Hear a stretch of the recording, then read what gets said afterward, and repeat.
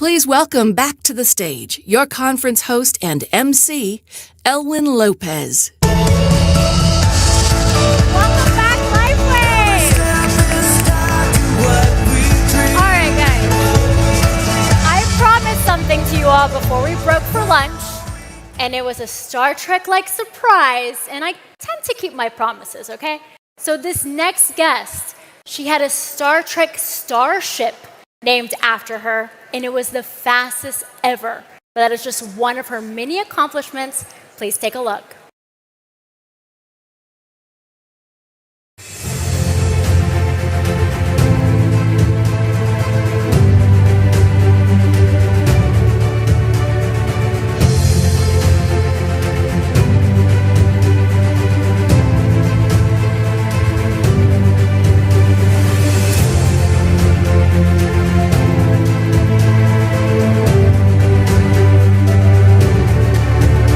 Dream to one day become an Air Force Thunderbird pilot. She's the first female on any U.S. military fighter jet team in history. And when I think about headwinds, I think about them coming from three different places. The times that you have to overcome self-doubt, the times that you have to adapt to organizational or cultural change, and the times that you have to deal with the completely unexpected in your life. I'm a survivor of late-stage neurological tick-borne illness. When you find yourself in a position like this, don't waste energy on things you can't control. Being the best is about pushing the envelope, and this metaphor here is about pushing your envelope as an individual. There is not a single one of us on this stage that is either impressed or intimidated by naysayers or indiscriminate critics. Failure is the price of entry for achieving something great. Going after big dreams and gnarly dreams, there's going to be bumps and turns in the road. The beauty, I think, of failure, too, is that you come away with it a lot more focused, a lot more determined and committed, and I think also a lot more humble.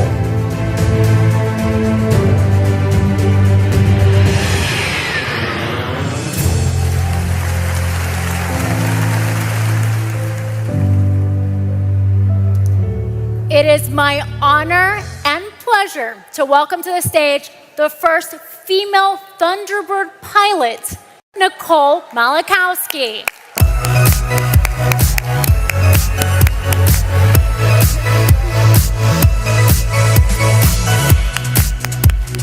Thank you. Hi. Thank you so much. Oh my gosh. Thank you so much. I appreciate that welcome. Good afternoon, Lifewave. Woo! You all are a high energy crowd. I actually flew in yesterday, and the second the doors to the hotel opened, you could just feel the positivity, you could feel the energy, you could feel the friendship of this network here, and I'm just absolutely delighted to be joining you. And so when I checked in last night, they gave me a key to my room, which was on the 7th floor. And of course, the first thing I like to do when I get to a hotel room is immediately drop my bags and go to the window to see the view. Do you ever do that? Yeah, and there was that big supermoon out last night. So I was gonna see if I could find it. So I get to my room, drop my bags, go to the window, throw the shears aside, and immediately I jump back. I'm hit with two thoughts. The first, I totally forget I am petrified of heights. It's true, I know I'm a pilot, but I'm afraid of heights. So I jump back from that 7th floor window, and the second feeling I have is, what in the world am I doing here? Have you ever walked into a room or a situation and thought, what in the world am I doing here? I'm thinking to myself, what in the world does an old washed up fighter pilot and a harried mother of 14-year-old twins, right, possibly have that she can impart on a bunch of professionals here at Lifewave that work in health technology? And you might be asking yourself the same question, and that's okay. But as I was preparing for this event, talking to the Lifewave team, learning about all of you, there was a certain theme that kept coming up over and over again, and it went something like this. In 20 years, this is the best group of brand partners we've ever had. This is going to be the best event of the year. We are slated to have our best year yet. And it was, I think in those words, the best, that kept coming up over and over again when talking about all of you.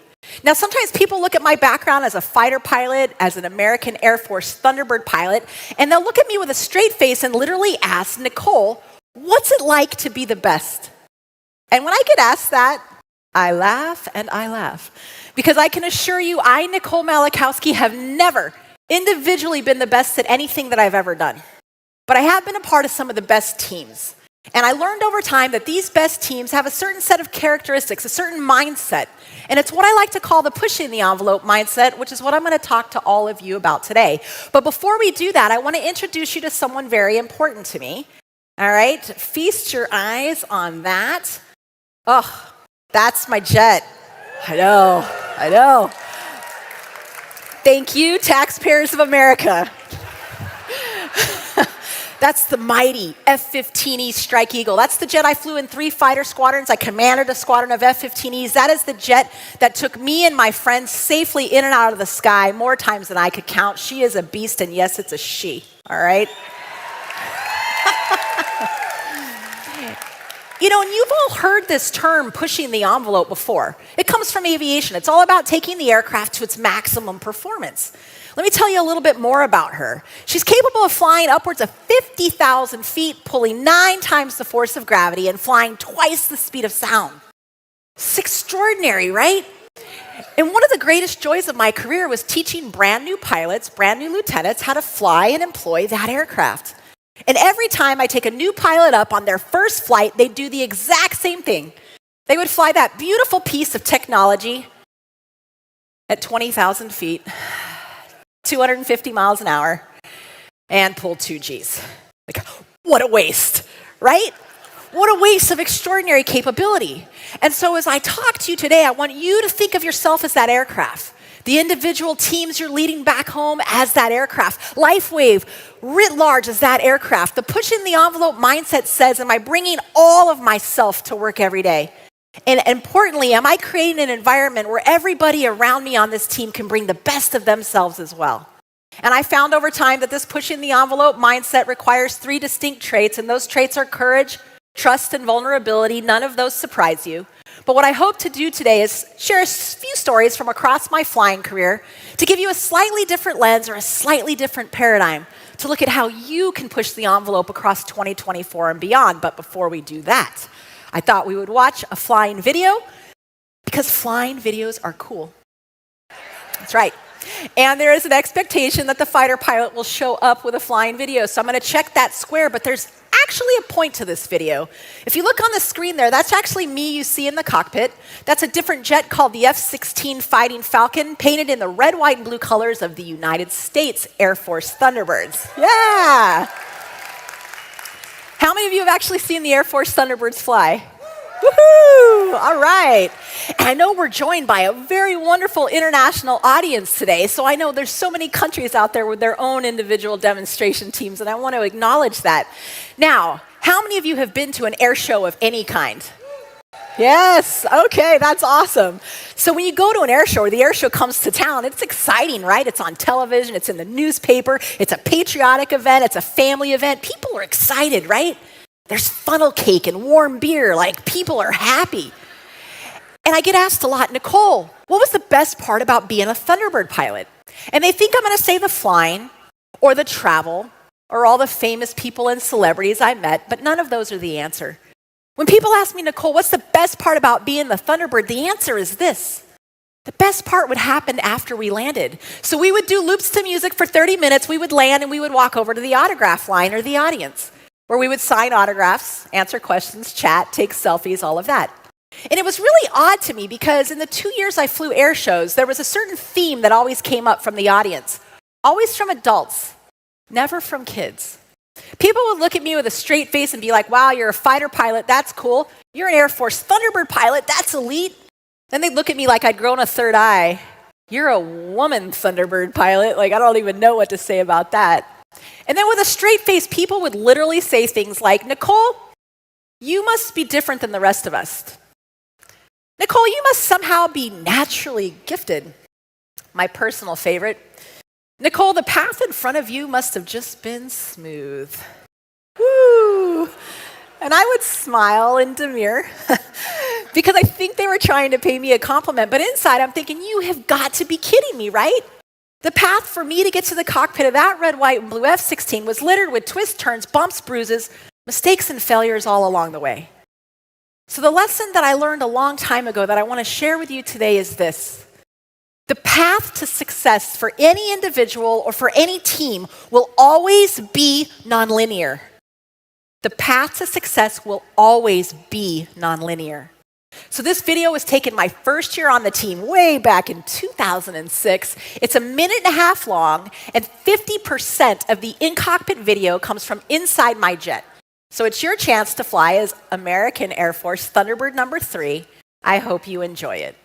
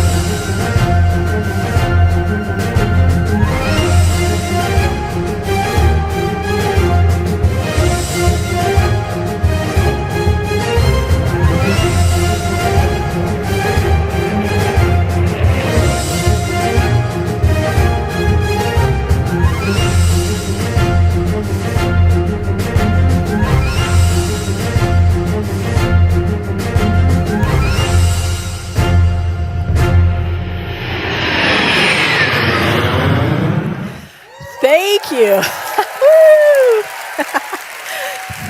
Thank you. I do miss the flying. It was a lot of fun, but what is more fun is standing on stage and watching all your faces when those 4 jets cross over, right? And I'll answer the question that's on your mind. We pass with 1,000 miles per hour of closure at about 32 feet apart, which is less than the width of the screen you see here to my right. Courage, trust, and vulnerability in action. A very visual depiction, I think, of what I mean by pushing the envelope. So let's talk a little bit about this trait of courage, what it takes to push the envelope in your personal life and in your professional life. Let me ask, have you ever had a dream or a goal that was so big, so complex, so gnarly? The idea of actually going after it makes you get a knot in your stomach and the voice in your head that says that dream is too big for you.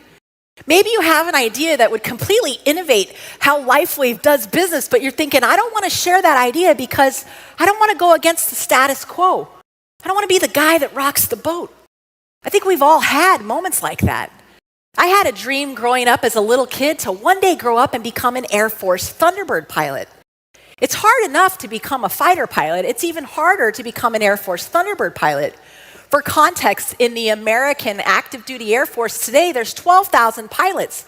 Of those, 2,000 are fighter pilots, and of those 6, only 6 have a chance of ever becoming an Air Force Thunderbird. It's statistically improbable. Anybody, oh, you're so sweet. Thank you. But it's statistically improbable, right, that anybody becomes a Thunderbird, but obviously it's not impossible. But this idea of me actively pursuing this dream, no way. Every time I thought about it, the voice in my head would say this: other people become Thunderbird pilots, Nicole, not you. And so I kept that dream inside. I went about becoming a fighter pilot, flying that beautiful F-15E Strike Eagle you saw earlier, doing my job out around the world. And every year, the American Air Force sends an email to all its fighter pilots that says the same thing. Comes at the same time every year. It says, we're looking for 3 new Thunderbird pilots. It's a 2-year assignment, so 3 pilots are new, 3 pilots experienced on their 2nd year. It says, we're looking for 3 new Thunderbird pilots. Here's the qualifications, here's the application. And even though I was qualified, and even though it had been my dream since I was a child, every year I would do the same thing. Ding, into the inbox. I would read the email, And then I would delete. Delete, delete, delete. Other people become Thunderbird pilots, Nicole, not you. Until about 2005. I've been a fighter pilot about 8 years. I found myself with every single certification and qualification you could have as a frontline fighter pilot, and ding, into the inbox came that dang email. And for whatever reason, as I read it that year, a light went on in my mind and in my heart. And as I read that email, I thought to myself, why not me? Why not me? And I went to bed and I tossed and I turned and I thought about this dream. Thank you. And I woke up that next day, and with all the energy and courage I could muster, the voice in my head saying, don't do it, I walked into the work and I spoke my dream out loud. I told my peers, my colleagues, my supervisors, my chain of command, I'm applying to be a Thunderbird. And generally speaking, initially, people were very supportive. I was tickled. I appreciated the support, but as the days went by and they had time to think about it, if I earned $1 for every time I heard this, you know, Nicole, it's hard to become a Thunderbird. You know, Nicole, you probably won't get picked. You know, Nicole, they've never had a woman Thunderbird pilot before. Are you sure you want to do that? Over and over and over, I heard the same things, but I said, no, Nicole, stay focused. Put this application together. A big, detailed application, as you might imagine for a job like that. A picture of me in uniform, a letter of why I wanted to be a Thunderbird, all of my career-long HR or performance reports, all of my annual career-long flying test, or what we call check ride scores. But the thing that was weighted the most, the thing that counted the most in this application was a letter of recommendation from the first full bird colonel in my chain of command. Now, I am a 30-year-old young captain here. At that time, a full bird colonel? That was high ranking. That was intimidating. A colonel was a big deal. I'm now a retired full bird colonel, and I can assure you we're not a big deal. We're a dime a dozen. But I thought, I'll draft the letter for him. All I have to do is draft this letter, I'll take it in, and I'll get his signature. So I put this application together, and I remember this day like it was yesterday. The whole application together, the letter I had drafted for him, with all the courage I could muster, I walked into work, into his office, slid the application across the desk to his staff, and said, I'm applying to be a Thunderbird. And I'll never forget it. The gentleman on the staff looked right at me and said, you know, Nicole, it's hard to be a Thunderbird. You know, Nicole, you probably won't get picked. You know, Nicole, we've never had a woman Thunderbird pilot before. And the colonel only has one recommendation he's allowed to give. So we're not sure we want to waste it. Boom, right? Imagine how you would feel standing there, right? I felt sucker punched, the wind taken out of my sails. And in that moment, here's what happened. I reached across the desk, I grabbed my application, and I removed it. I almost never became a Thunderbird pilot at all. I removed my application, I looked at him, and I said, you're right. I am so sorry for having bothered you. And I walked out feeling embarrassed and ashamed. Other people become Thunderbird pilots, Nicole, not you. And I did what any self-respecting fighter pilot would do at that time. I went across the street to the officers' club and I grabbed a beer. So I'm over there drinking my beer, talking to the guys about the day's flying, thinking, thank goodness I didn't put myself out there. Thank goodness I didn't risk failure. Who were you, Nicole, to think you could be a Thunderbird pilot? And as I'm sitting there talking to the guys, a door over here opens up about the distance from that wall, and in walks the wing commander. Now, the wing commander is a brigadier general, a general. Super intimidating to a young captain. He's 6'5". He walks over, he's standing way up here, he looks down at me. He makes small talk with me to this day. I have no idea why he came over to talk to me, and I don't really recall what we were talking about.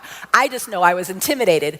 So he's talking to me, I'm talking to him, and in that moment, over walks my immediate supervisor, a guy by the name of Dan Debris, call sign Trash. Trash Debris. That's where call signs come from, okay? So Trash comes over all excited. He says, General, did you know Nicole's applying to be a Thunderbird? I'm thinking, oh, no. Neither of them knew I had decided to remove my application. In that moment, the general looks way down at me and he goes, that's great, Nicole. How's your application going? I took a swig of my beer. I looked way up at him and I said, you know, sir, it's hard to be a Thunderbird. You know, sir, I probably won't get picked. You know, sir, they haven't had a woman before, so I don't want to waste anyone's time. Ever everything everyone else had said had taken up room in my own head and was now coming out of my own mouth, that voice of self-doubt. And in that moment, General Mark Matthews gave me one of the single greatest pieces of advice, and I want you to remember this the next time you're nervous about dreaming big, the next time you've got that innovative idea, but you're a little hesitant. I want you to remember this. He looked down at me, put his hand on my shoulder, looked me in the eye, and said, Nicole, nobody wants to lead a scripted life. Nobody wants to lead a scripted life. And with those words, he took the weight of the world off my shoulders. He was telling me it's okay to dream big. It's okay to go against the status quo. It's okay to take some risk when you're pursuing personal and professional growth. And it's not so much he's telling you and me to write ourselves into the script. Hear what he was saying. Don't you ever write yourself out of the script.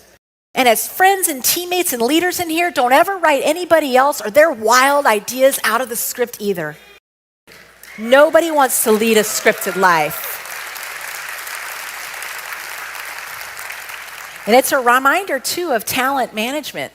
Where are you looking for talent and ideas as you grow your teams and as you network? Because I guarantee you, nobody saw me coming or anybody like me, right? Thank you. Nobody wants to lead a scripted life. And I get asked a lot, Nicole, did you ever get the letter of recommendation from the colonel? No, I did not. But I did get the letter of recommendation from a general, so.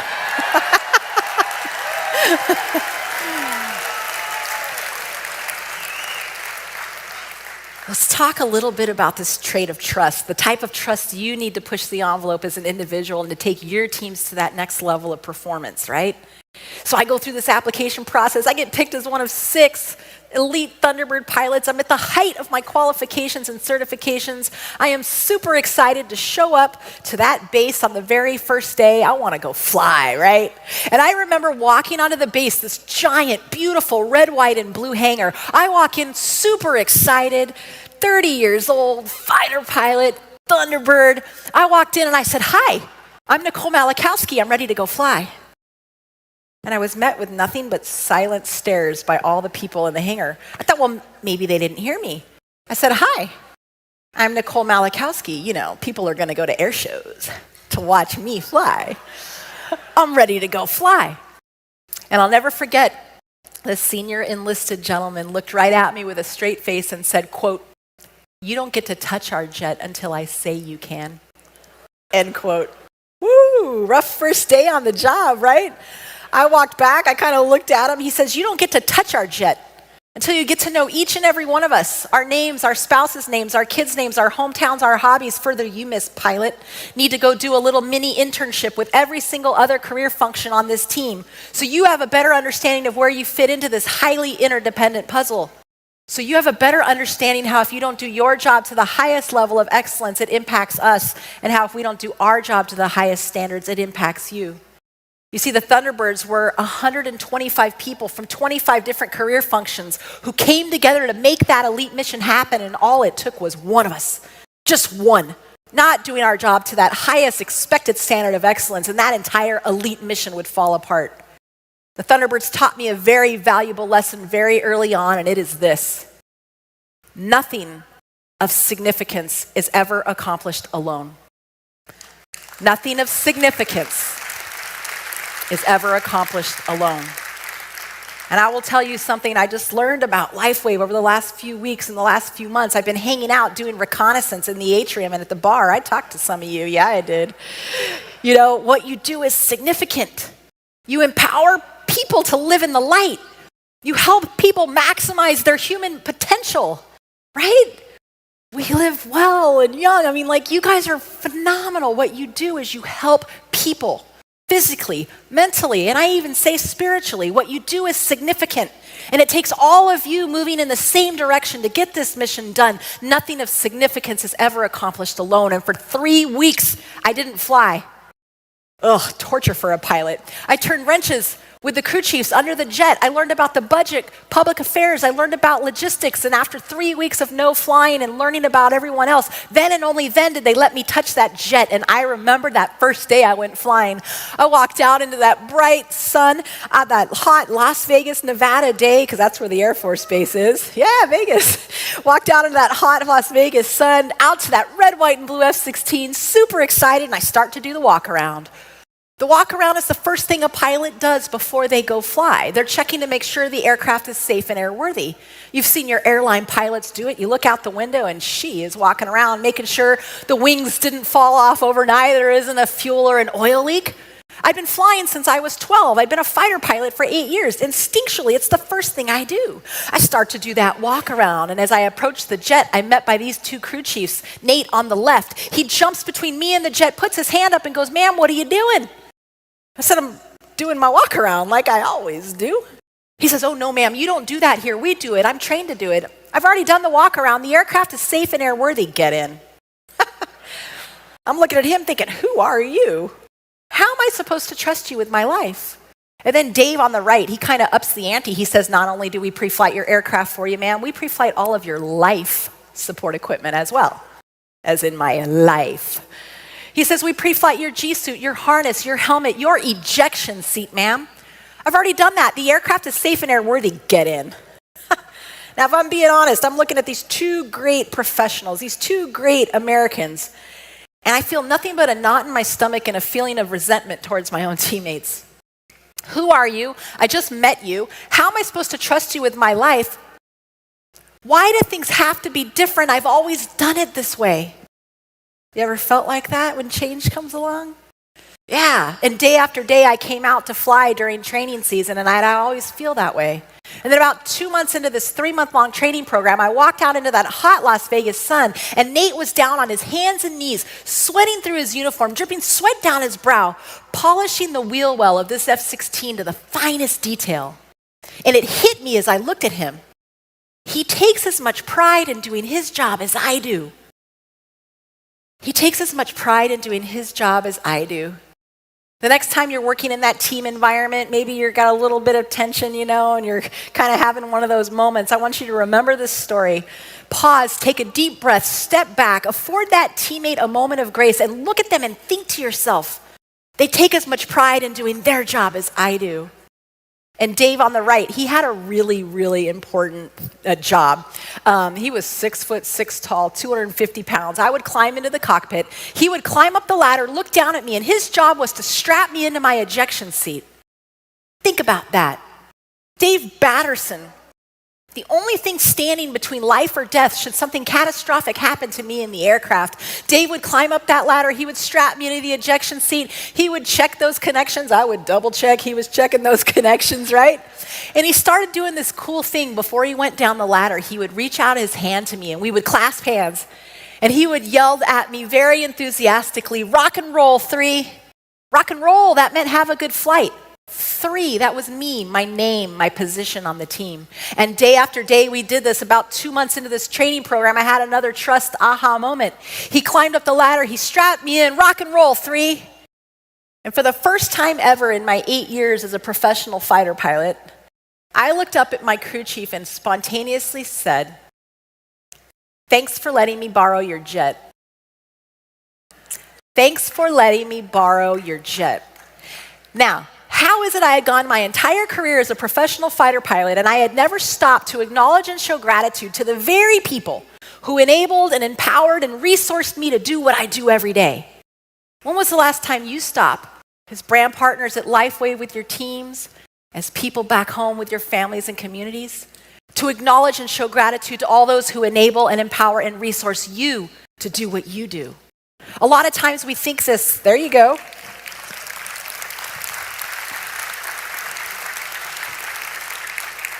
And a lot of times we think this appreciation has to come in the form of these giant superior performer awards or the annual awards gala. And I know there's some award winners in here. And that's important. We need to do that. But what I'm talking about here are those small moments, those day-to-day appreciation that says, "I see you, I appreciate you." Maybe it's those words, a quick email, a phone call, my personal favorite, a handwritten note. Because it's in these moments of simple, and daily appreciation, that trust on a team is built. And with trust, you will get loyalty. And with loyalty, I promise you will always get increased measures of performance. And I want to pause right now to show you how it's done. Appreciation is simple. I'm on a stage in front of 1,000 new friends right now. Thanks to the amazing AV production team that you don't see behind the scenes and sitting over there. I want to say thank you to them. Thank you. Let's give them a hand.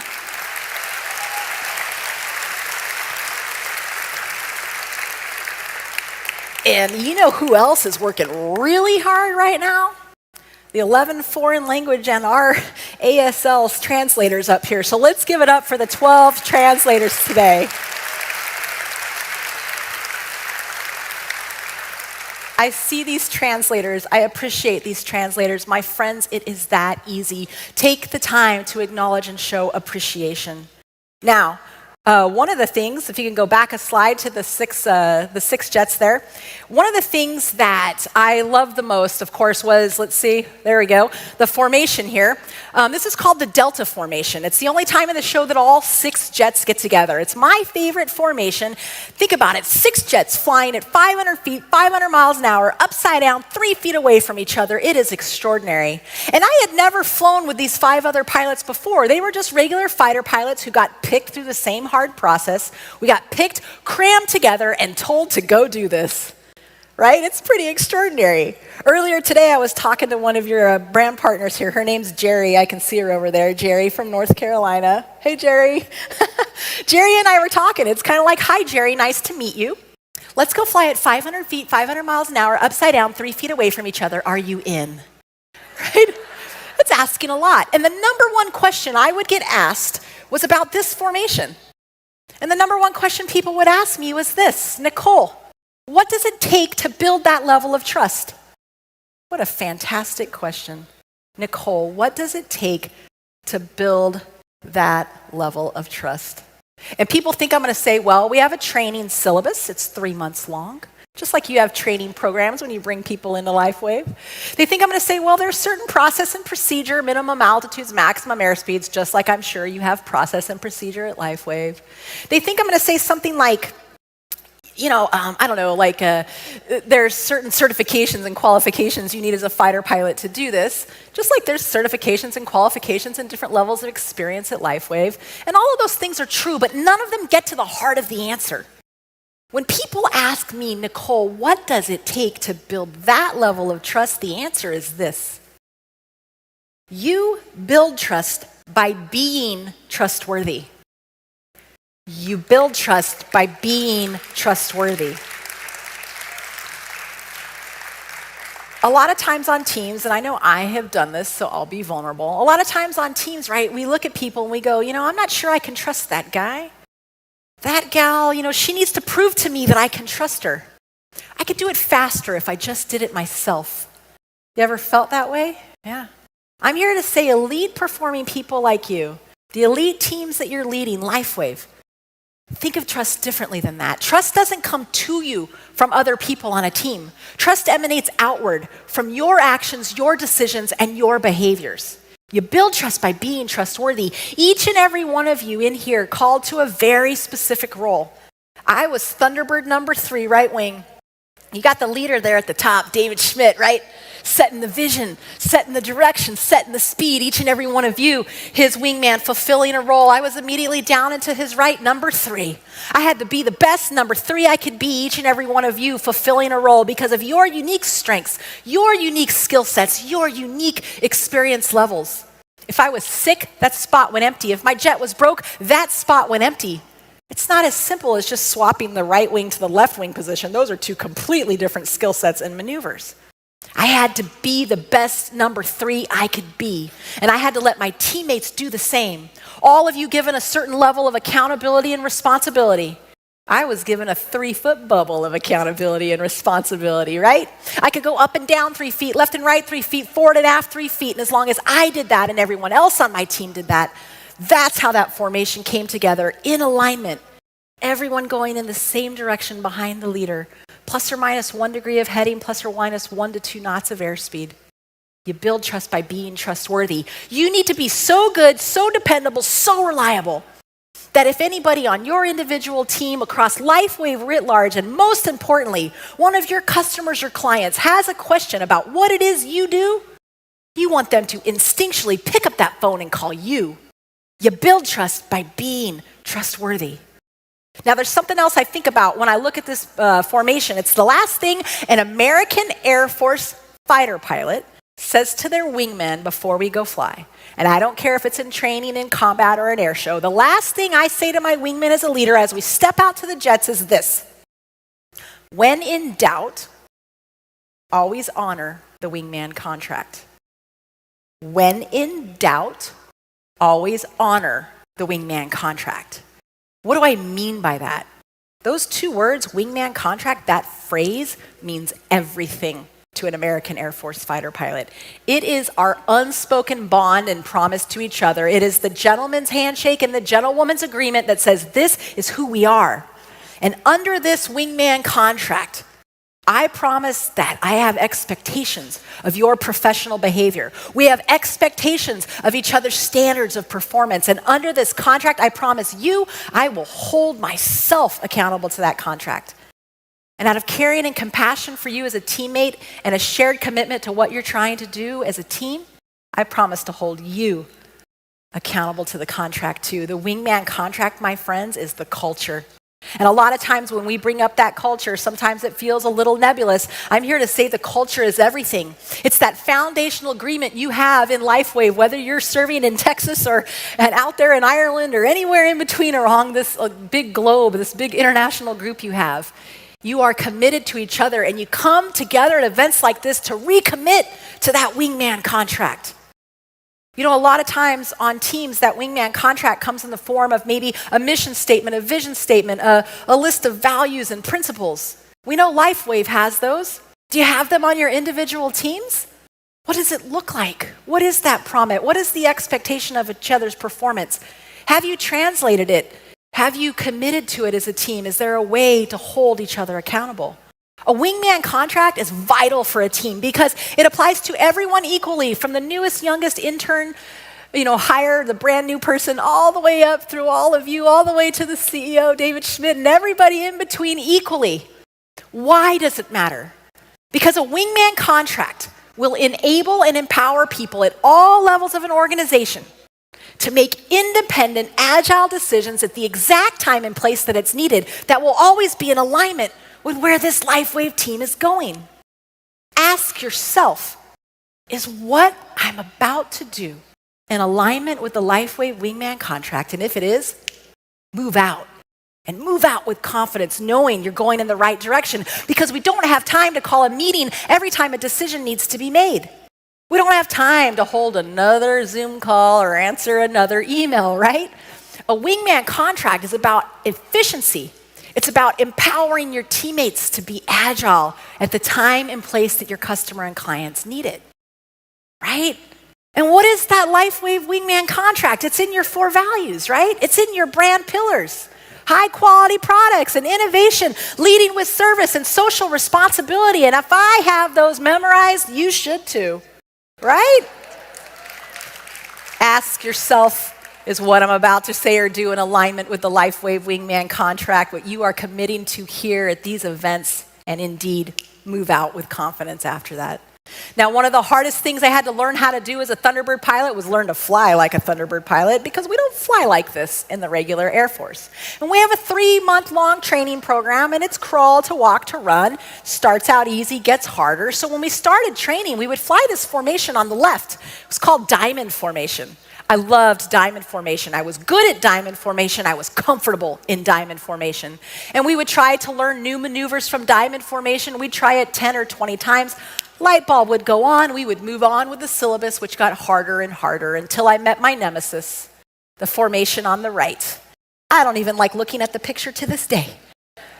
I never liked that formation. It's called trail formation. There's 4 aircraft stacked vertically on top of each other. Do you see all 4 aircraft? I am 3rd down from the top. I've got 2 aircraft above me, the closest 3 feet from the top of my canopy, a 4th aircraft underneath me, 3 feet away, who I cannot see, who's 100% dependent on me for his safety. Now, one of the reasons I did not like trail formation is as we are stacked vertically on top of each other, all it takes is one pilot, just one, letting off by 0.1 the force of gravity, and that entire formation can collapse on itself.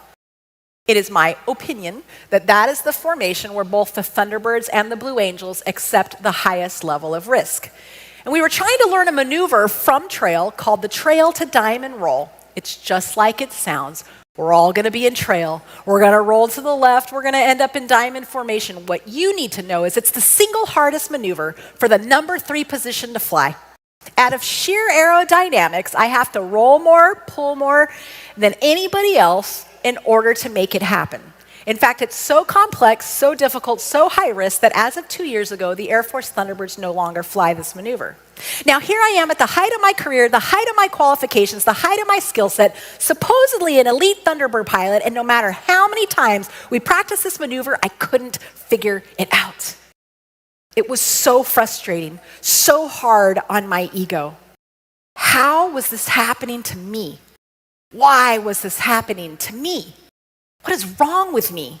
To top it off, everybody else on the team had it figured out. I was the anchor, I was the failure, I was the one holding the team back from moving on with the training syllabus. We tried this maneuver 30 times, 50 times, 100 times. I couldn't figure it out. I'm going to show you a video of me failing at it during training. Take a look on the screen. There's 4 jets. I'm 3 down from the top, right? I am 3 down from the top. We are not at 3-foot spacing. We are supposed to be at 3-foot spacing, but in this video, we're at about 8 to 10 feet spacing. Why is that? Because I can't figure it out, right? So what's going to happen when I hit play is you're going to see all the jets start to roll to the left. Halfway through the roll, I'm going to fly away from everybody else and do my own air show, all right? I'm going to get 24 to 30 feet away, or 8 to 10 times outside of the standard. So here is me failing and flailing. I hope you enjoy it.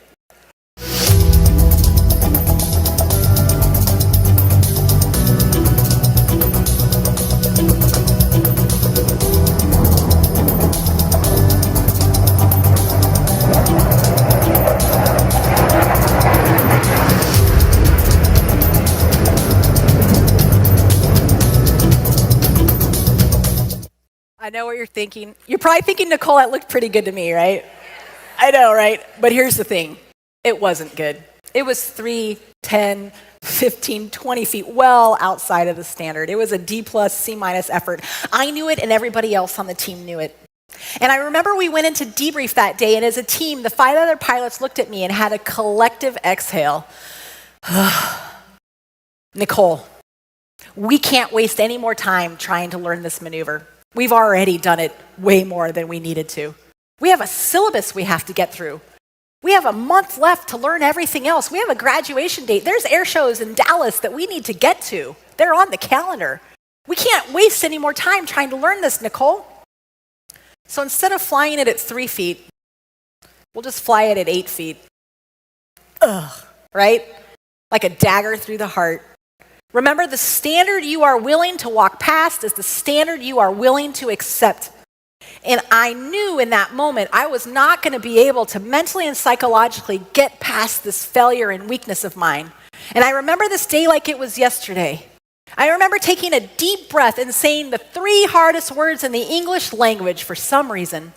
I took a deep breath, looked at these 5 other pilots, these great men, and I said, I need help. I need help. What is it about those 3 words that stop us in our tracks? What is it about those 3 words that make us feel so weak and so vulnerable when in fact it's a sign of strength? And in that moment when I said I need help, it was like a big giant red flag to my teammates. They kind of looked at me like, oh, Nicole said the H word, you know? And my teammates stopped. And for the next 2 days, we did only that maneuver over and over and over hundreds of times until I got it right. Because it was the right thing to do by me as a teammate, it was the right thing to do by our wingman contract, and importantly, it was the right thing to do by our customer and client, the audience on the ground, who has an expectation of 3 feet of excellence. And I'm happy to say after hundreds of times and 2 straight days of efforts, I figured it out. Take a look on the screen. The bottom right-hand corner is the reflection of my helmet. Look above you, there are 2 aircraft. The closest is now 3 to 4 feet from the top of the canopy. I have a fourth aircraft you cannot see underneath you 3 to 4 feet away who's 100% dependent on you for his safety. Now, one of the reasons I really didn't enjoy the trail to diamond roll is if you look at my hands here, as we start to roll to the left, the aircraft above you is going to slide down and to the left, and at that instant, our wingtips will cross at about 12 to 18 inches apart. I hope you enjoy it.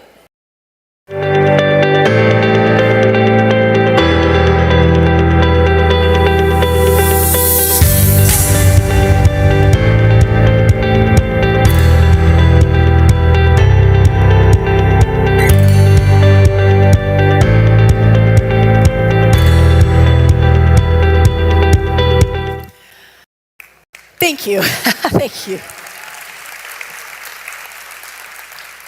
And it felt good to get it right. It felt good to be vulnerable. That's part of the pushing the envelope mindset. The lesson here for you and me is very simple, my friends. You are never too experienced, too good, too certified, too qualified, too high up in the Lifewave org chart, right? To ask for help when you need it. And it is never beneath any of us in here to offer help. Never from a place of judgment or shame, but always from a place of caring and compassion for this brand and a shared commitment to what you are trying to do here. Ask for and offer help. I got one last story to share with you today. It hits on this idea of vulnerability as well. One of the hardest things I had to learn how to do as a Thunderbird pilot was learn to stay in formation when we encountered turbulence. Turbulence being a metaphor for change, turbulence being a metaphor, the headwinds that we all experience in our personal and our professional lives. They are bound to come along, these challenges, right? We all experience them. And I know what you're thinking. You're thinking, Nicole, you just told me you've been flying since you were 12 years old.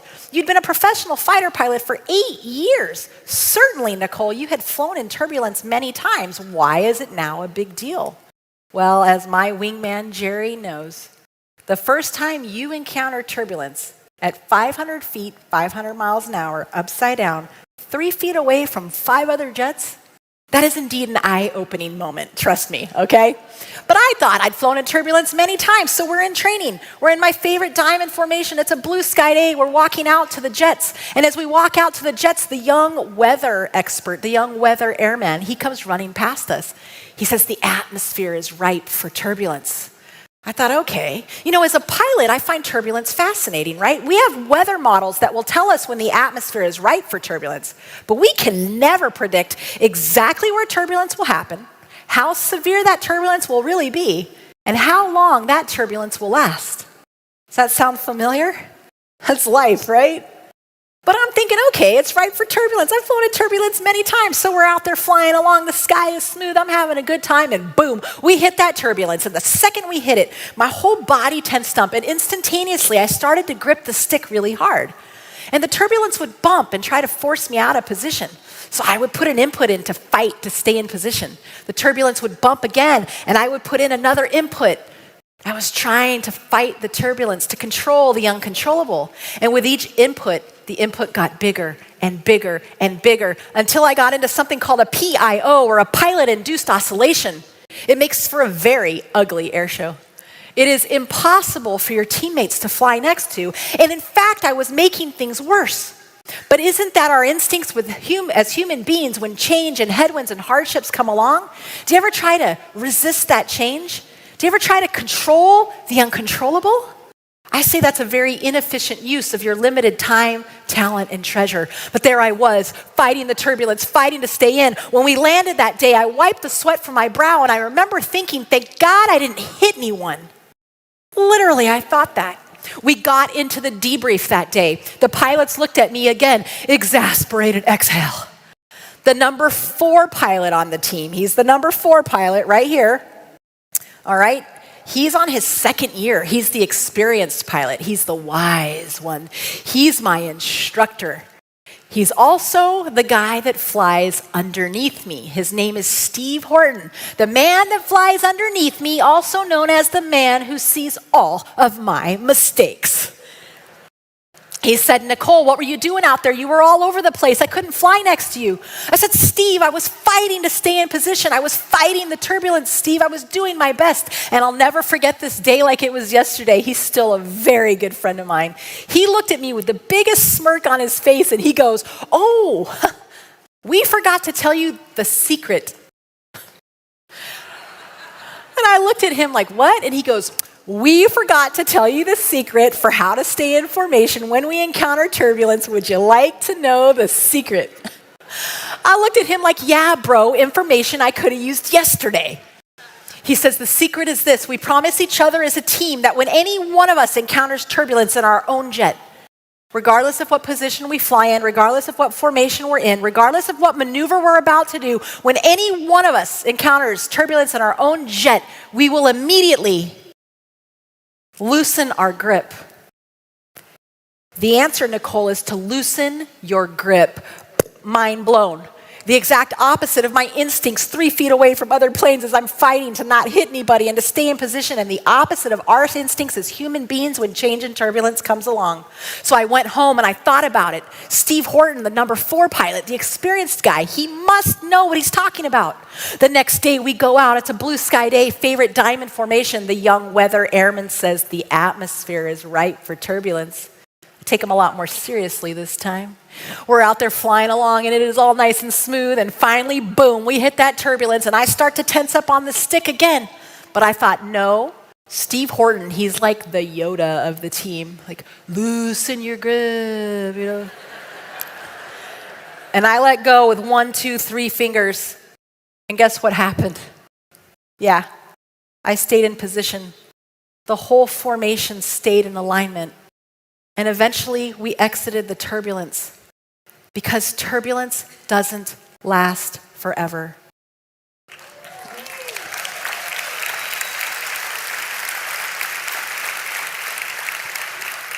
And the beauty of the whole thing is, our customer and client, the audience on the ground, never even knew.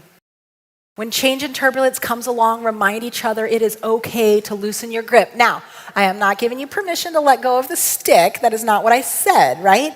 I'm saying choose to control the things you can control. Proactively choose to be efficient with your limited time, talent, and treasure. It is okay to loosen your grip.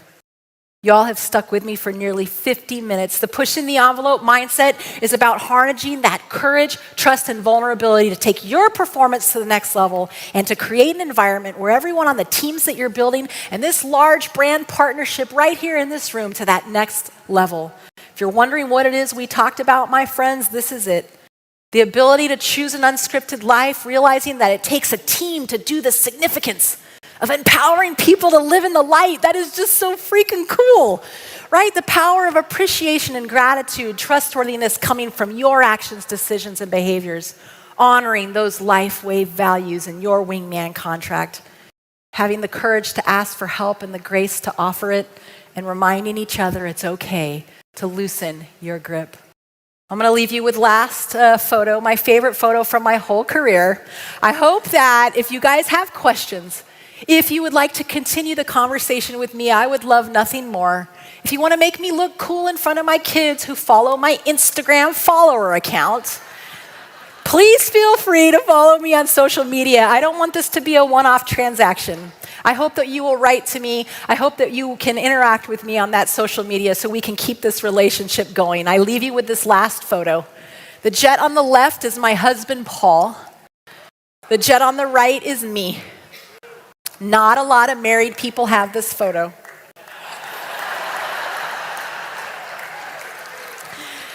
Paul and I have been married 23 years last week, and I can assure you, thank you. I can assure you our 14-year-old twins are not impressed by this at all. No, but here's what it is, right? Look at that photo. What kind of wingman are you? What kind of wingman do you want to be? Who is your wingman? Look around this room. It's full of your wingman, my friends. I wish you all the very best as you continue to push the envelope and be the light across 2024 and beyond. Thank you. Thank you. Thank you so much. I appreciate that. Thank you. Thank you, Stage B. Thank you very much. Thank you. Thank you very much. Thank you.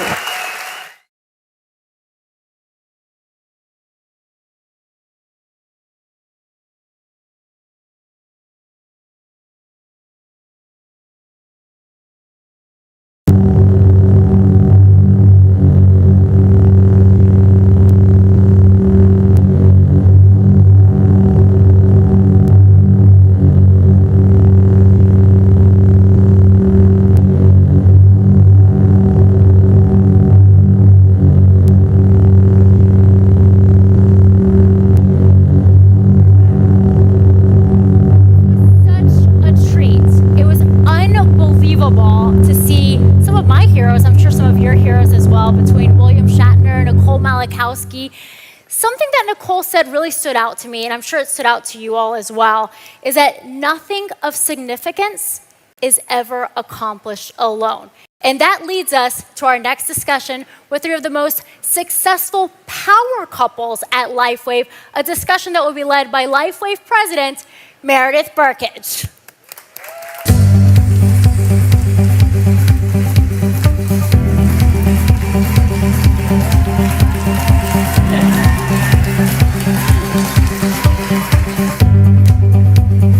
Is she amazing? Is she amazing?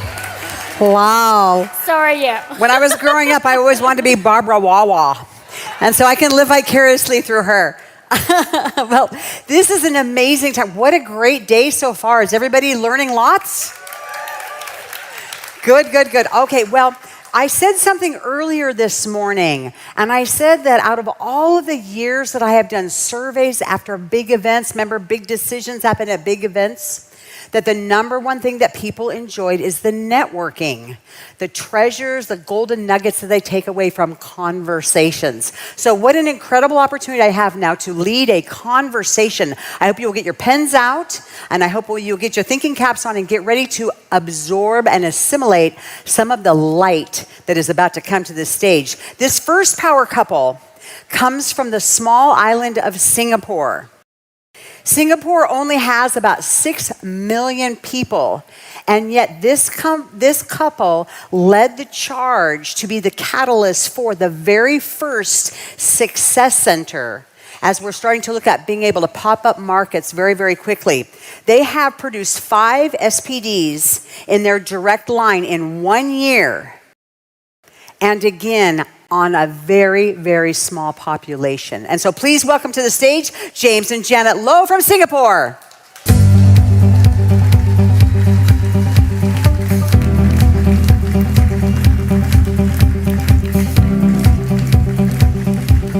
Our next couple made the rank of SPD, go ahead and have a seat, in only 8 months.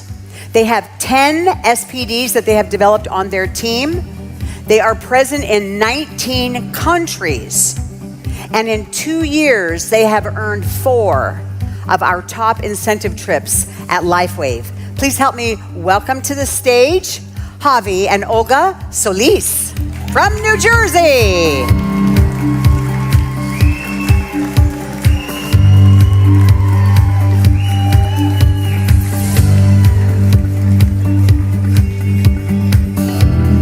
Have a seat. Our third and final couple for the afternoon has actually 20 years in MLM experience, 20 years. But in addition to that, as true entrepreneurs, they have had and launched of their own 6 non-direct selling businesses in agriculture over the last 15 years. It took them 18 months to go to SPD, and they have developed 4 SPDs in their direct downline. Please welcome to the stage, Devin and Sarah Robinson from Florida, USA.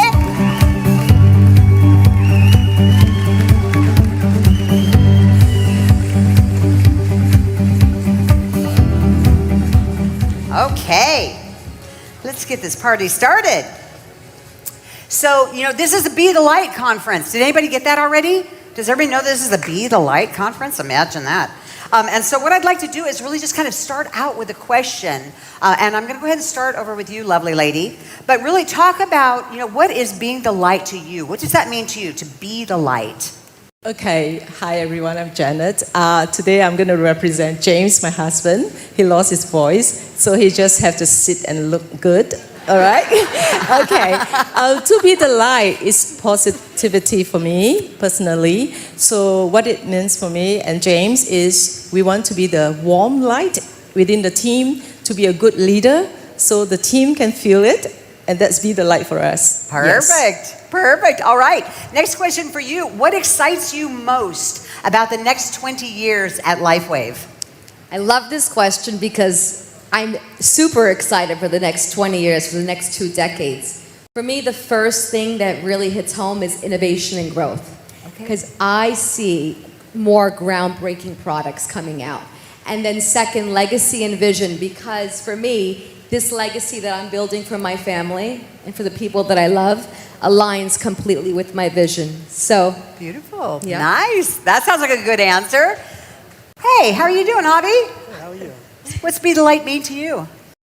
Wow, thinking about that question, the reason why this conference is so packed the way it is because somebody was your light. And you know what? Mike and Sai and Steve and Gina were ours. And we couldn't be much more grateful. And our job is to pay it forward. Be somebody's light so they can see the better version of them and get from where they are to where they want to be with this business. Nice. Thank you. Very good. Hey, Sarah, how's it going? Amazing. Amazing. All right, well, what's exciting you about the next 20 years? Oh my goodness. So what I'm so excited about is I consider Lifewave and this opportunity an anomaly in the direct sales world. There is nothing like what we have in this patented life technology. But did you guys know by 2027, the wellness industry will be about $8.7 trillion. We are also an anomaly in the wellness industry. There is nothing like what we have. So what I'm really excited about, especially every single person in this room, is what David has created in this technology. We are going to make the most massive impact in this world. And that, for me, excites me, not just physically, but also financially. And it's so exciting. I feel like I'm at home. Wow, very nice. Do you all feel like you're at home? Me too. Me too. So Devin, along those lines, as we're kind of talking about what light means, and now you've just gotten to hear your gorgeous bride talking about all of the potential here in the wellness industry. How important is it to setting goals as you're building your business? And you've built so many businesses. I think you're just the right person to ask. Yeah, well, I think setting goals is the most important thing in anything in business. Whether it's your health, your finances, your family, everything starts with setting goals. And so I love Kevin and Emily Wilson. They really do an amazing training on this, on setting your daily goals, setting your weekly goals, and if you can win the day, you can win the month, and if you can win the month, you can win a year. But everything starts with setting goals, and really and truly, they provide focus. And I think for everybody in this room, focus is the number one thing that when you leave there. I remember me and Sarah just a couple years ago, we walked in here to the first Lifewave conference, and our lanyard said manager, Meredith, on the bottom. We came to the back of the convention and we sat there, and me and Sarah both, when we left there that day, we left there with the end in mind. We both left there going, we're going to be SPDs in this company. And we set a goal to do the basic things, which is what? We picked up our phone, we started building a list. I love what Matt Curtis always says. People are in your phone for a reason. Those names are in your phone. You saved them in there for a reason. So set a goal, pick up your phone, start making the phone calls, learn how to do some Zooms, right? Zooms were super uncomfortable in the beginning, and I had never done one until Lifewave. But I learned how to jump on the Zooms and have a meeting. I tell people all the time, goals allow you and help you to monitor your success in this, but these are the basic activities, and having a meeting is crucial. And then it improves your direction, because everybody can be motivated for an hour, we can be motivated for a day, but I think setting big goals in Lifewave allows you the ability, Meredith, to create discipline. And that's really what it takes to be disciplined in Lifewave, to get you and your team to the top. Did you read my talk for tomorrow? Because I don't even think I need to give it now, Devin. But no, but so true. But did you hear what he said? You know, came in as a manager, sat in the back of the room, and said, "We're going to get to the front of the room." Look where they are now. Look where they are now. Use the magic word, discipline. Discipline, discipline. Because it is all about repetition, isn't it? It's repetition over and over. Great. Thank you so much, everybody. Great. Well, I'm going to come back down to you. And I'm so sorry that you did lose your voice, because I love the sound of your voice, James. But for today, we will, again, as your wife calls you, arm candy backstage, we'll just look at you and say, that is a handsome man. Okay, that's good enough. That's all right. But I want to go ahead and start out then with really the first question, for today. Because, as you think about the power couple and what you've done to build and what that really looks like, we know that there's leadership in direct selling. And we know that there's really a lot to be done. But I think that as I'm looking at these cards, that actually this next question is actually for Sarah and Devin. So she's going, poor Jan's going, oh my gosh, I didn't know I was going to have to answer that question. So I'm going to go ahead and stay down at that end and talk about, all right, you talk about the leadership, and you've been in traditional business. You've launched 6 of your own businesses in the last 15 years. So how important is it to be a leader in direct selling today for the potential? You two can take that one. Well, I wrote down a few things on becoming a leader. It's so important in direct sales. That leadership is really the skill of influencing people, and influencing their thoughts or emotions, and encouraging them on a daily basis to win in this business. Leadership, it's not a position. My father taught me at a very young age when I started working for him that leadership was all action. That when I got to my father's company, I was young. I just got out of college. My dad had a lot of older management in that company. And he said, look, the only way you're going to earn respect in this company is through leading. The first guy, if something breaks, the first guy there fixing it, that's how you gain respect. So I've always learned at a young age to take action. And I've always learned that action cures fear. A lot of times in life, once you learn to take action in this, to pick up that phone, to do a meeting for somebody, you realize that this business is very basic. But that happens through leadership. And the first person today that you have to influence is yourself. That's the very first person when you leave here today. Leadership is influencing people, but influencing yourself to win. And look around this room. Look at how amazing the people are, the world of knowledge and wisdom that are in this room. When I walked into this convention, Meredith, this week, and I looked and I said, this company we are fixing to soar to $1 billion and beyond with the team that's in this room tonight. 100%. So thank you so much. 100%. No, thanks. Thank you to you. And what did we talk about that earlier today? It's like, just look around the room at all of the light that is shining from the people that are sitting near you, and just soak it in and ask good questions. So what do you think, staying down there, that the common misconceptions about leadership? I mean, you kind of said are people born? I'm a born leader. Or, no, I'm not really a leader. I mean, what do you think the misconceptions are, Sarah? So many people, when they join this, right, we have people who've been kind of in the workforce, people who have been bosses, people who've been owners of companies. We've owned many companies. And people tend to correlate leadership with being a boss, okay? How many people in here, raise your hand, want another boss, okay? Nobody wants a boss. But what do you want? You want a coach, right? And that's why I joined Steve Merritt, because he's a coach. He's helped his daughter become a world champion wakeboarder. This man's a coach. I knew I could lock arms and he could help me and give me the tools and support me and communicate. He's taken the road less traveled. He's done the highs and lows every day. Everybody wants a coach, okay? A boss is someone who's put in a place to manage other people. My job is to go out and inspire, right? To walk the walk, to go learn the highs and lows, to learn the answers, to get uncomfortable. And then there's another thing that people don't realize. People go, oh, they're a fearless leader. Can I tell you guys, in the last 18 months, I have had to change my deodorant like 15 times. Like, I am constantly uncomfortable every single day. A friend of mine and a leader in my business, Kendall Weldon, she is so bold, and she will go anywhere and just walk up to anyone and say, you need this patch. Just so bold. And I ask her, I go, Kendall, how do you do it? Like, what? She goes, Sarah, you do it scared, okay? You ever hear that term, scared money don't make money? Same with leadership. Scared leadership don't make leadership. You got to get uncomfortable. You want to know the breakthrough? Anybody in here want a breakthrough, right? You know where that breakthrough, where that magic is found? It's in that work that you're avoiding. okay? It's in that thing that makes you most uncomfortable. Get out there. If it's that Zoom, if it's pushing live, if it's getting up on stage, if it's calling that person who's really, really successful in your phone book and you think they're going to tell you no, they might be sitting at home right now praying for what you have, okay? So very good, thanks. And then finally, just really quick, so emerging leaders in your group, do you look for them? Are there a couple signs, success leaves clues? Real quick. Leadership rises. Leadership rises. If you go out there, they're going to be on the edge of their seat and they're going to be looking for you. People are looking for what you have. So I'm definitely in my business. I'm available. I communicate. I take every single meeting that is an opportunity. So you need to just be involved in your business, have great communication. But if you're going out there and doing the things, people are they're going to chase you down for this opportunity. Excellent. Okay, so back to the Solises. So Javi and Olga, what are key success factors that every rising leader, because everyone in this room is a rising leader, what is it that they need to know? Well, as Sarah and Deborah said, you know, everything rises and falls on leadership. Your business is not going to outgrow your level of leadership, okay? You have to be intentional. Intentionality is everything. We go down and we identify leaders. They will identify themselves through behavior and through actions. We got to ask questions.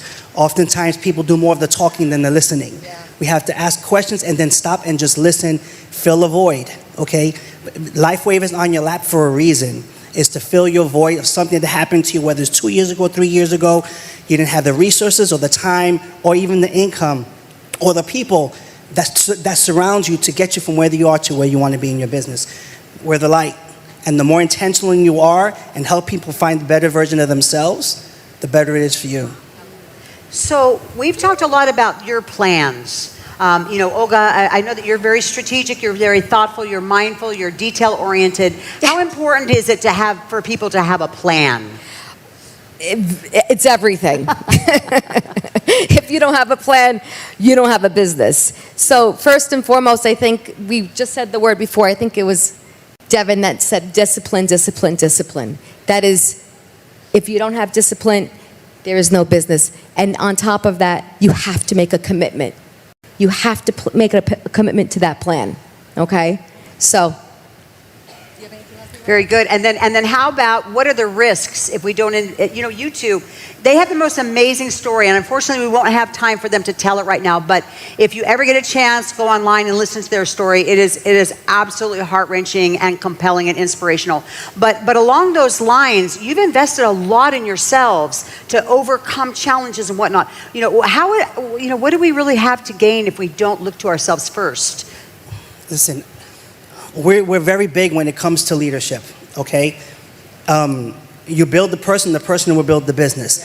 It inspires us to see someone reach for their potential every time, okay? People are looking to emerge in their lives. They just don't know where to do it. And investing in yourselves is crucially important. You can't give something you don't have, okay? And to create leaders and find leaders is what this business is all about. And that's what digging down in your organization, digging down in the roots, that's where you're going to find. We call them blue M&Ms. Okay, how many blue M&Ms do you see in a pack of M&Ms? Maybe one, maybe two. Okay, the rest is yellow, green, brown. We look for the blue ones, or we look for the eagles. And if you're just getting pigeons, you're flying too low.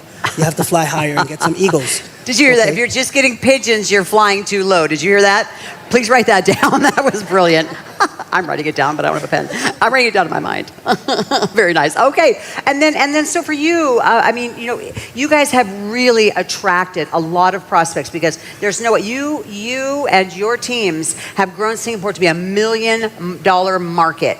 That's why you were selected for the first Success Center. So you're obviously good at attracting some high-level prospects. So what are your secrets? Show them how I pay out. No, I'm just kidding. Okay, high-level prospects, I guess they are already in different network. You know, they are not new.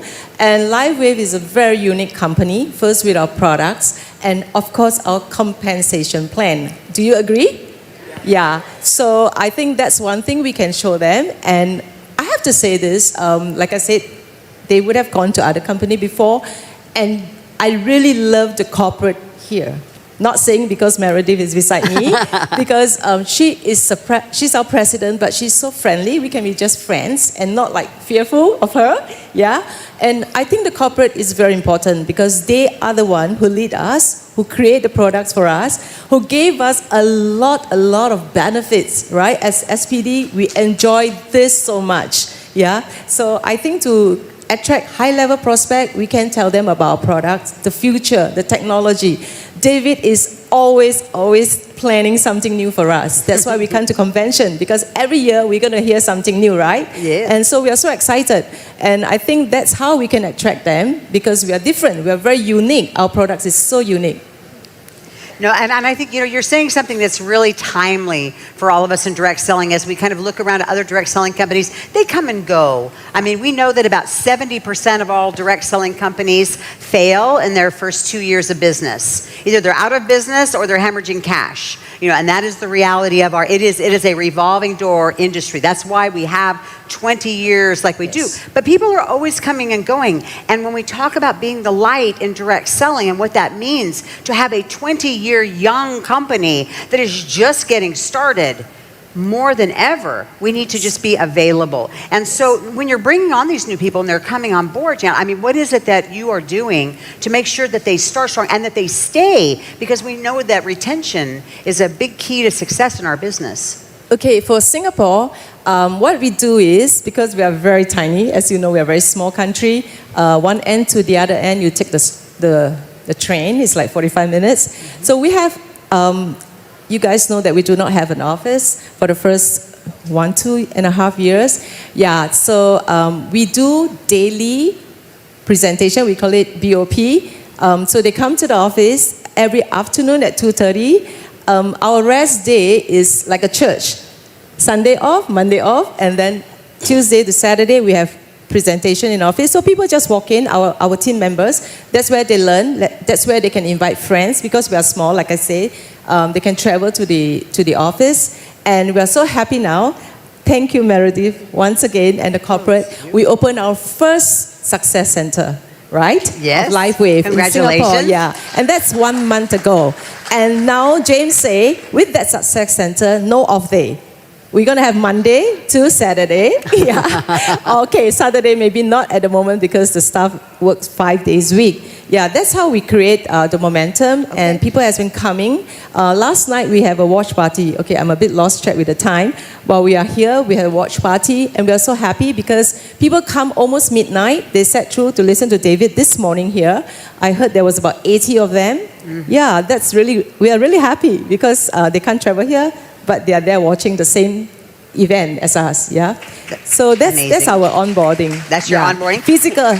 Well, and they're winning early. I mean, and that's kind of the follow-up question to that is there like 1 or 2 tips that you would give that you know that people are going to win and win soon so that they stick around? Wow, okay. Basically, I think, how do we ensure people win? We work with the team. We want them to succeed because to be in MLM as a business, no one is here to have fun alone, right? They want to see the money. So we have training. We keep close contact with the team. We have individual team who has set up within our organization, and they run their own training program too, besides joining us as a big team. Yes. Yeah. So I think we help each other in that way. Great. Yes. Nice. The power of the team. Does anybody doubt the power of the team? No, it is the most powerful thing. So down to you, so the biggest challenge that you've overcome. So back to Javi and Olga. What is it that you have, the biggest challenge that you've overcome that puts you in that seat right here, right now? Every day I face a challenge. I faced challenges for the last 2.5 years while in this business. And it's the hardest thing to do sometimes. As a mom to a child with significant challenges and special needs, I face challenges every day. In fact, I'll be honest with you quickly, I almost didn't make it here today. And I said, Javi, it's not going to work. Everything crumbled the week of convention. And I said, babe, I'm not going to be able to get here. This is just the way it is as a parent sometimes. And he looked at me and he says, is that what a leader does? He put me in check. And I said, you know what, babe? You're absolutely right. That is not what a leader does. So I am here. And I'd like to wish my beautiful boy, Alexander, who is the reason why we are here today, a very big, happy 11th birthday. Oh, happy birthday! A challenge of missing his birthday for the very first time was heartbreaking. But I know intuitively that my son, even though he cannot speak, he's telling me, Mommy, you've got to spread this to everyone that we know. I know it. So challenges are things we face every day. I'm facing one right now, right here with all of you. But I'm so glad that we're here. Leaders show up. Leaders show up. Very good. Thank you. And thank you for that sacrifice. Thank you so much. Javi, all right. So conquering maybe a major setback. What did you put in play to actually be able to lead even when the times were tough? You know, Meredith, in this business, we're going to get challenged. But you want to know something? We have to build that story. No one said that this business is going to be easy. And we always say to our team, you're capable of doing anything that you want to do, but are you willing to do the things people don't do in order to have the things people don't have? And, you know, when we were given that opportunity, and we didn't want to do this again, and we were afraid to do it again. And we said, listen, Olga, one more time. Let's just do this one more time. We're not a tree. Let's move, you know? And the urgency and the setbacks, these 2 years, we had setbacks. But those setbacks gave us the wisdom and the experience to move forward. However, those setbacks, those experiences and the wisdoms that we get, we're able to teach people what not to do, okay? To break their learning curve from 6 months to 3 months, help them rank events faster, help their confidence. You know, through our experience, we can teach them how to move forward quickly. Nice. And I think you just answered the last question, Javi, about mindset. Yeah, well, you know, I have a good analogy for mindset. The mindset is everything, okay? And we have this analogy that we live by is like we can go to a kiddie party. And in that kiddie party, what do they have? They have piñatas. Okay, in that piñata, okay, the bunch of kids line up to hit the piñata. So the first kid, the most popular kid, is going to hit the piñata. Okay, he hits the piñata once, the candy doesn't come out. Then the second kid, then the third kid, and then the last kid comes and hits the piñata. One time, boop, all the candy comes out and they all start to celebrate. But here's the deal, when it comes to brand partners, some people stop hitting the piñata and wait for the candy to come. They stop hitting. They'll never celebrate and see the candy. Wow. We hit the piñata like David owed us something, okay? We hit the piñata so hard and so many times, and then one day, boop, the candy came out. But persistence, like you said. Nice, beautiful. That's a good, big round of applause for that. Absolutely, absolutely. Thank you for that. That's a gift. That's a gift right there. All right, Sarah and Devin. How does being a power couple give you an advantage? I mean, obviously that's this panel. And all of you, hey, if you're single or if maybe your spouse of this person or life partner isn't all on board, that's okay. But we still need a support system. And that's what this is about. Yeah, so being a power couple, I look at me and Sarah and I think that it's Lifewave that gave me and Sarah the opportunity to be a power couple. Because, you know, for the last 12 years, we've been going in different directions. We have different careers. I left the house every single day, didn't get home till dark 30. And so we were kind of rowing the boat. We had the same goal, same children, but rowing the boat in different directions all day. And so we were looking at something like this that we could do together. Because our children are watching us every day. Our children watch us. I mean, we're both hardworking. We're both confident, super dedicated. And we complement each other's... we compliment each other all the time. Like when I listen to my wife, we both have, different characteristics. She is amazing. When I listen to my wife respond to people with customer service issues, and they call her all day, Sarah, what about this? Or Sarah, my order didn't go through. Or Sarah, can you help me set up my e-wallet? I'll listen to the conversation. I get up and I go, oh my goodness, Sarah, you should work for Lifewave's customer service. You are so good. I mean, that is not my skill, So we divide and conquer, and I think that it's what Lifewave, Meredith, that really allowed us to be a power couple again, because really and truly, I know our biggest goal is number one, to be the greatest mother and daughters to our fathers, to give back to our mothers and fathers who sacrificed so much for us to be on these trips, to be an amazing husband and wife together, to grow in our love and our faith, always pushing and challenging each other, and then to be the greatest parents to our two children. And we learned a long time ago, right, that we weren't going to take our houses, our cars, our land, our farms, but it was our goal to take our children to heaven and give them the relationship with our Lord and Savior, Jesus Christ. And so that to me is what a power couple. Amen. Sarah, most important life lesson. I'm sorry, you had to do that? Okay, that's so good. Okay, so specific tool, book, podcast, I'm gonna be completely honest with you. I'm a high school dropout, okay? I'm sorry, I'll be honest, all right? We talk about the light and the things, what I see with being a light is showing people that we all have the same light and we all have the same potential. Because if you get into this and you surround yourself with good leadership, which I found in Steve and Gina Merritt, and I was able to I came to them and I said, I'm stripping it all down. I don't know anything. I've never done this before, even though we've had history. And I said, tell me what I do. Just tell me what to do. And I continuously surround myself, talk to them on daily basis. And what I've learned is they're always available. And they're teaching me how to be accountable to my team. They're teaching me how to present. They're teaching me how to prospect. They're teaching me all these things just through that relationship we have. So my suggestion to you, maybe if your upline is not the one, or your person who sponsored you might not be the one that maybe is building at your level, go higher up. All of you have a higher up working leader and go connect with them. They're looking for you. Remember, leadership rises? They're looking for you. Surround yourself. Be obsessed. Obsessed. Get on every one of their calls. Okay, and one tool that I have used that Kendall and Joe and Kyle have introduced me to that's really just helped with just sending videos and just making it more seamless to be able to send things, boards, okay? Not super inspiring or anything, but boards. It is an app that you can download on your phone. There's a video and it's very easy to learn. It's a keyboard that goes right into your phone. So all the videos, it has been a huge game changer for sharing content with people.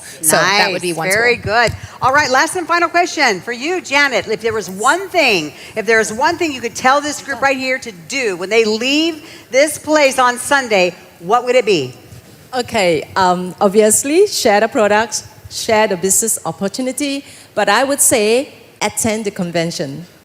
Because you have to go home, tell your partners, please come next year. I tell you how impactful is this. I was supposed to attend the SPD retreat, but I couldn't make it. So I told our second daughter, Natalie, I said, can you please take over my place? She said, no, US is too far. I'm not going there.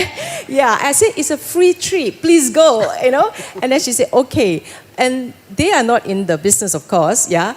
And after attending the retreat, she texted her sister and said this, I'm not doing MLM, but I want to be scientist, like David. Okay, all right then. But that was a joke for me because I felt that she really learned a lot. She was so impressed with David and the company, the overall retreat. And then one night someone told her, hey, you want to go out with us for a tour instead of sitting in? No, I'm not going. And she sat through every meeting. And this week when I meet her, she seems to know every leader here. Like they know her personally now. Yeah, so to me is, even for her, not in the business, yet she is so impressed. Imagine we bring our business partner. What would they think of Lifewave? And coming here to meet David for real. Yeah? Very good. Please. It's a team sport. Yeah. And yes, James, thanks for reminding me. We are so happy this year. Because last year, Singapore and Malaysia combined, I think we have like just 15 of us. Yeah, just 15 people? Us. Yeah, very few of us. And this year, imagine we could ask 80 of us. 80 to 80 in 1 year. Singapore and Malaysia combined to come over. And you know how far we had to fly? More than 20 hours. This is really long. Yeah? So give them a clap. It's a lot of sacrifice. Both, they have to pay a lot financially, of course. And the time, the flight but it's all worth it.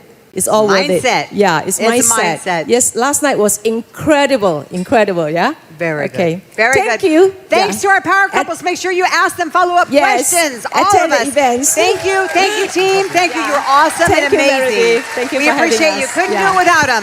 Thanks, everyone.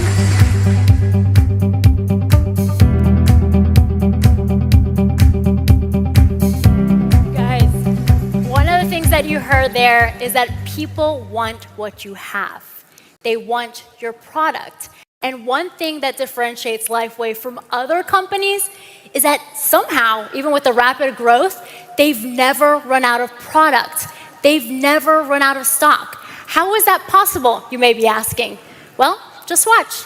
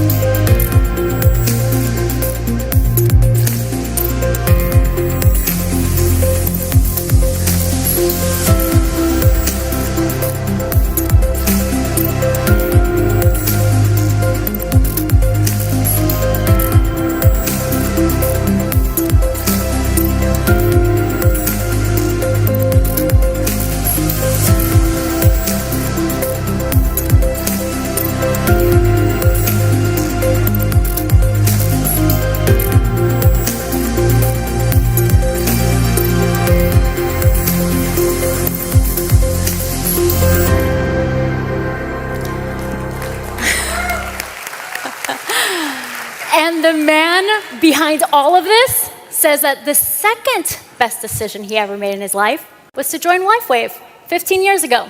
Guess what the first one was? Marrying his wife. It is my pleasure to introduce Chief Operating Officer Coleman Dillon.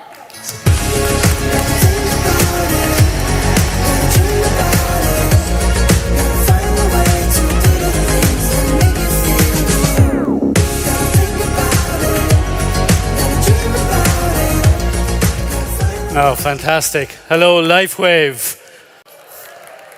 Indulge me for a second. I'm going to rob David's piece. I want to do Tony Stark. It's good to be back. Thank you all. Thank you, Elwyn, for the lovely introduction.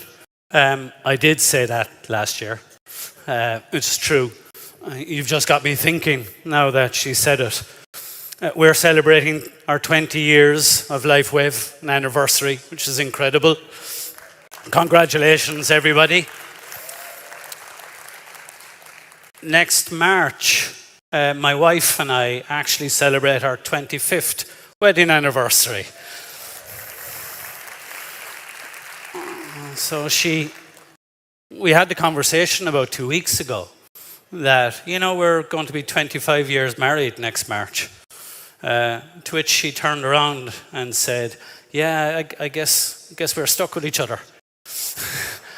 And then she said, with a smile, well, I'm okay with that. Interestingly, next April, I'll be celebrating my 15-year anniversary with David and Lifewave. So next April, maybe myself and David will have a moment. And I'll say, I think we might be stuck with each other. And I'm hoping he says, yeah, I'm okay with that. Anyway, it is really fantastic to be here. Interesting conversation with Nicole, which is what I'm going to play on. So you know that I've been with Lifewave 15 years. I'm going to be married 25 years to Siobhan. The other thing of interest with me, I think, is I'm big into team sports and I'm big into high-performance teams. So I really enjoyed Nicole. And I think one of the mistakes Elwyn, despite her lovely introduction, made is that I'm not responsible for everything that goes on within operations. We have a team. And I want to take this opportunity to say to my team all over the planet, thank you for everything you do.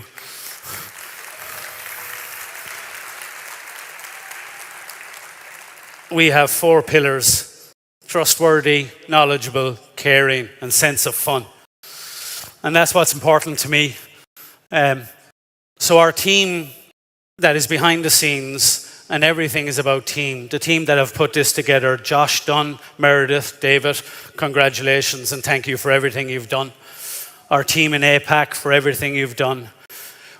Obviously, Lifewave has been growing for the last couple of years.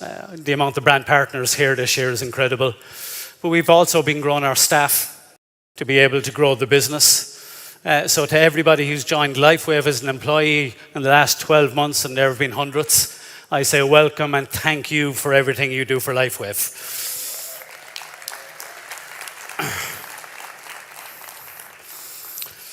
So what I want to talk about today is obviously my role as the Chief Operations Officer. And I want to talk about the fact that we have a high-performing team. And the reason I know we have a high-performing team, and in my opinion, the best team we've ever had in Lifewave, is because in our division, when it comes to sport, we are the fastest growing business in direct selling. We are number one. We are growing faster than everybody else in our division because we have a high-performing team. And when I say team, I mean all of you with all of us together delivering this incredible growth. Of course, as the operations officer, I get asked a lot, and I want to put this to bed in this presentation. With such rapid growth, can you keep up with production? In terms of the amount of patches we now have to manufacture, Where are we with capacity? And I say, as somebody who likes high-performing teams, when you're number one and you're head of your division, that's the wrong question. The question isn't, can I keep up?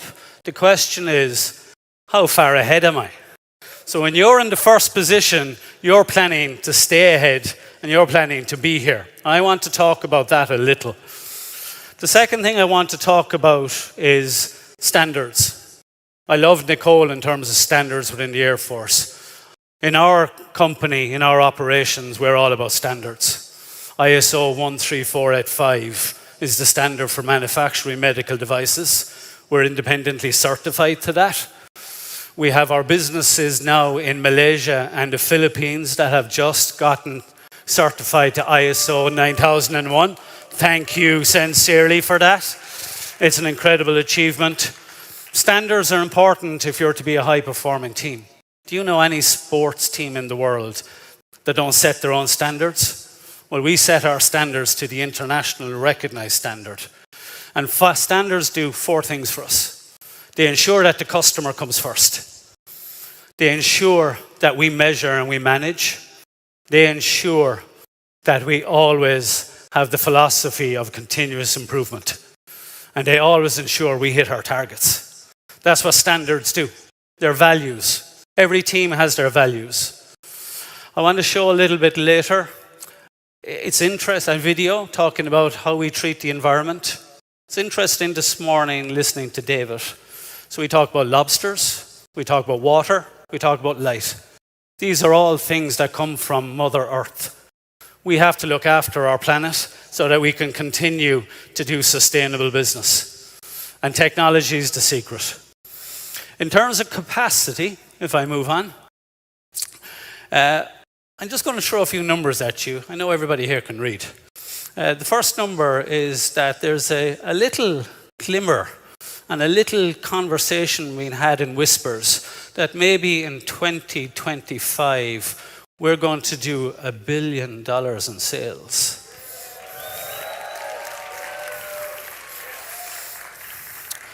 Now, in these conversations within Lifewave, within operations, when my team ask me, are we going to do $1 billion in sales, Coleman? What are you going to say? I'm going to say, well, we can make enough product for $2 billion. Why don't you do $2 billion in sales? So the question is not keeping up. It's we're ahead. And we plan to stay ahead. So we can support a business right now that would do $2 billion in sales with the infrastructure, the equipment, the technology, and the people we have.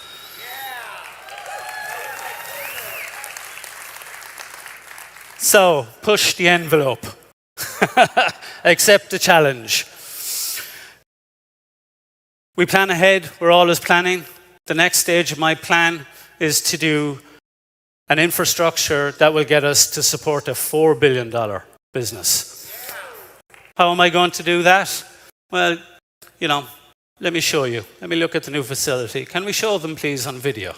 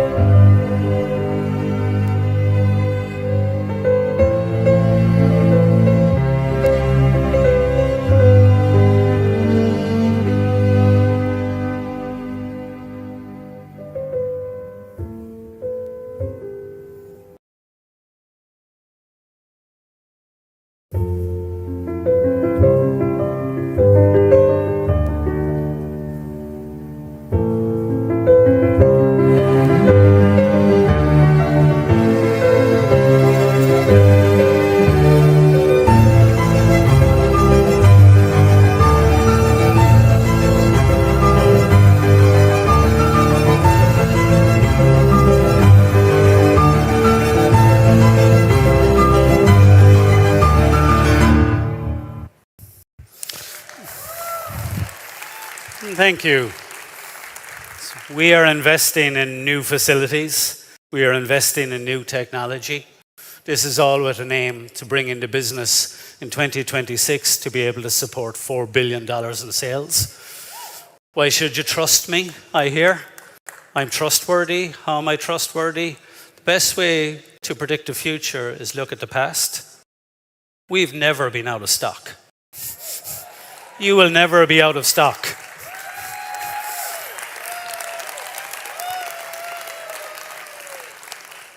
Trust me, push the envelope. In terms of, I need to push the button, I think. In terms of pushing the envelope, absolutely correct. Can't do this on my own, and I have an incredible team. Over the last 14 years, we've built a high-performing team in Ireland. I want you to look at the start dates. My team have started with me in 2010. They're still with me. It's loyalty, it's trust, it's vulnerability. Thank you. Brian was the first person I interviewed when I started production and started up the facility for Lifewave. And he sat down, we met, and I asked him work experience, and he said he spent the last 18 years working for a little company in Ireland. I don't know if you've ever heard of it, called Guinness. So Brian was in charge of logistics and supply for Guinness in Ireland. And I said, well, in your 18 years, Brian, with Guinness, what did you learn? He said, Coleman, Guinness was established in 1759. And he said, have they ever been out of stock? I said, well, no, there'd be a national crisis if Guinness went out of stock in Ireland. So I said, no. He said, well, that's what I do. I said, Brian, welcome to Lifewave. Anya is the person, VP of Operations, a number of years ago, to give you some idea of trust here. We were making probably around 500,000 patches a month back in 2017, 2018. Last month, we made 30 million patches. Anya was the lady that drove and managed all that growth. So when I say, trust me, you'll always have stock. We have capacity. We have the people in place. In addition to Brian and Anya, I'm blessed. I have Tina in charge of our standards. We measure, we monitor everything in terms of the standards, the ISO 13485, Tina's responsible for. I'm blessed to have Niamh, who has recruited and managed the best workforce I've ever worked with. She's been with me since 2010. And Aidan manages now the biggest facility in Lifewave. And I want to say here publicly, because they like to stay behind the scenes, thank you to all of them for everything they've done for Lifewave.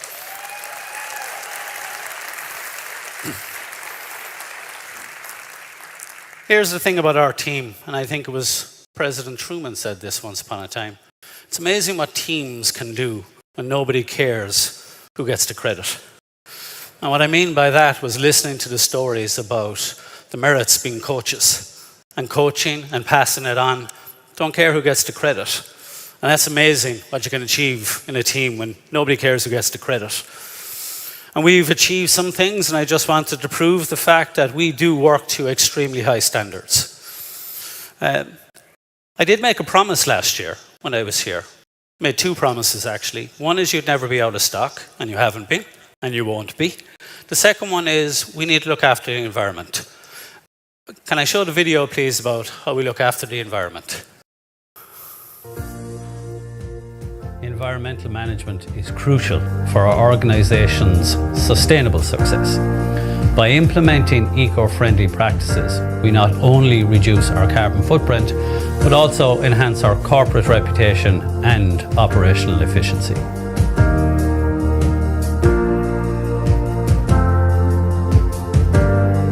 Lifewave are committed to becoming more sustainable and environmentally friendly. We've identified our sources of direct and indirect emissions by measurement of Lifewave's impacts and aspects in terms of energy use, waste generation and disposal, ethical sourcing, and also sustainable supply chain management by means of a Go Green aviation fuel agreement with our carriers. ISO 14001 is a set of standards put forward by the International Organization for Standardization.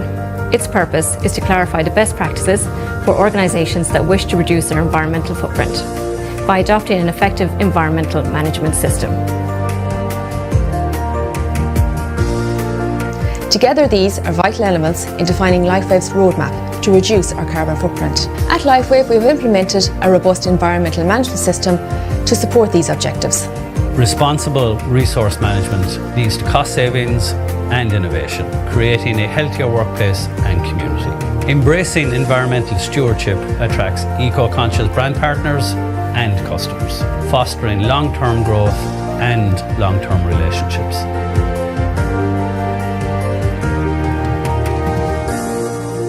For Lifewave, having an environmental management system in place will validate and prove that we have systems and processes in place. It will allow us to focus on making environmental improvements and also to demonstrate that we as a company are environmentally responsible. Let's commit to sustainable practices, ensuring a greener future for generations to come. Together, we can make a significant impact and lead by example in our industry.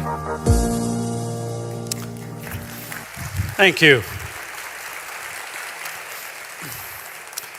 Not alone are we the fastest growing and #1 direct selling company in the world, we're also, and I don't say that we're going to be the best, but I can tell you there's nobody better at quality management systems and environmental management. And our commitment to you as brand partners, our commitment to the environment, and our commitment to work together to bring us to the next levels is full. We invest a lot of money in technology. We continually improve what we're doing, and we will continue to do so. So I'll stand here this year and I'll make the same promise I made last year. I can guarantee you'll always have product. If you want to quadruple sales, push the envelope. You want to go to a $4 billion company, I'm with you, and we'll get there together. In summary, I want you to be confident because of the technology and the people that we have. Be confident we have the capacity.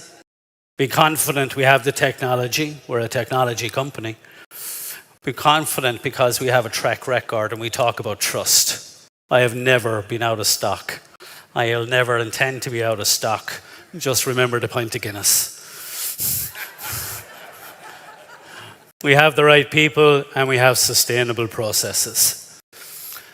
Finally, as the Chief Operations Officer in Lifewave, it's a humbling experience to be here.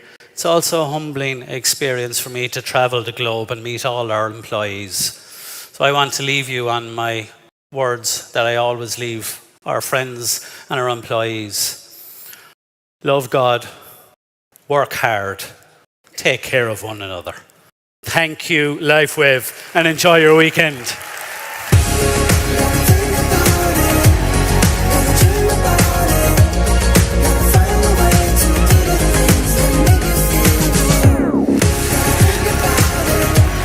Wow. Coleman just spoke of so many great things here at Lifewave, but one big thing he touched upon was the significance, the importance of protecting the earth. And that is something that is very meaningful to the leaders here at Lifewave. And I am going to now welcome to the stage founder and CEO David Schmidt and Lifewave president Meredith Burkage.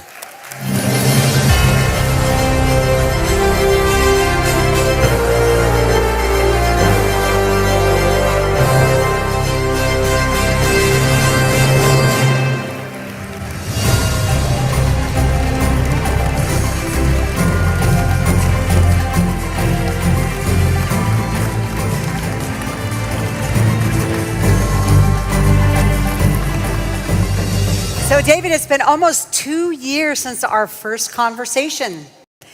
And I can tell you, I link back on that, it was your integrity and it was your responsible attitude towards the planet and towards business and towards people that really, really prompted me to want to become a part of this team. Thank you for the invitation.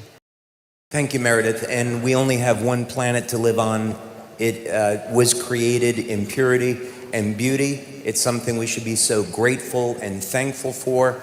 But unfortunately, generation that came before us has polluted the environment, corrupted our world, and this is the mess that we've been left with. Absolutely, and it is a shame. We always say that, we didn't inherit this planet from our ancestors. We're borrowing it from our descendants.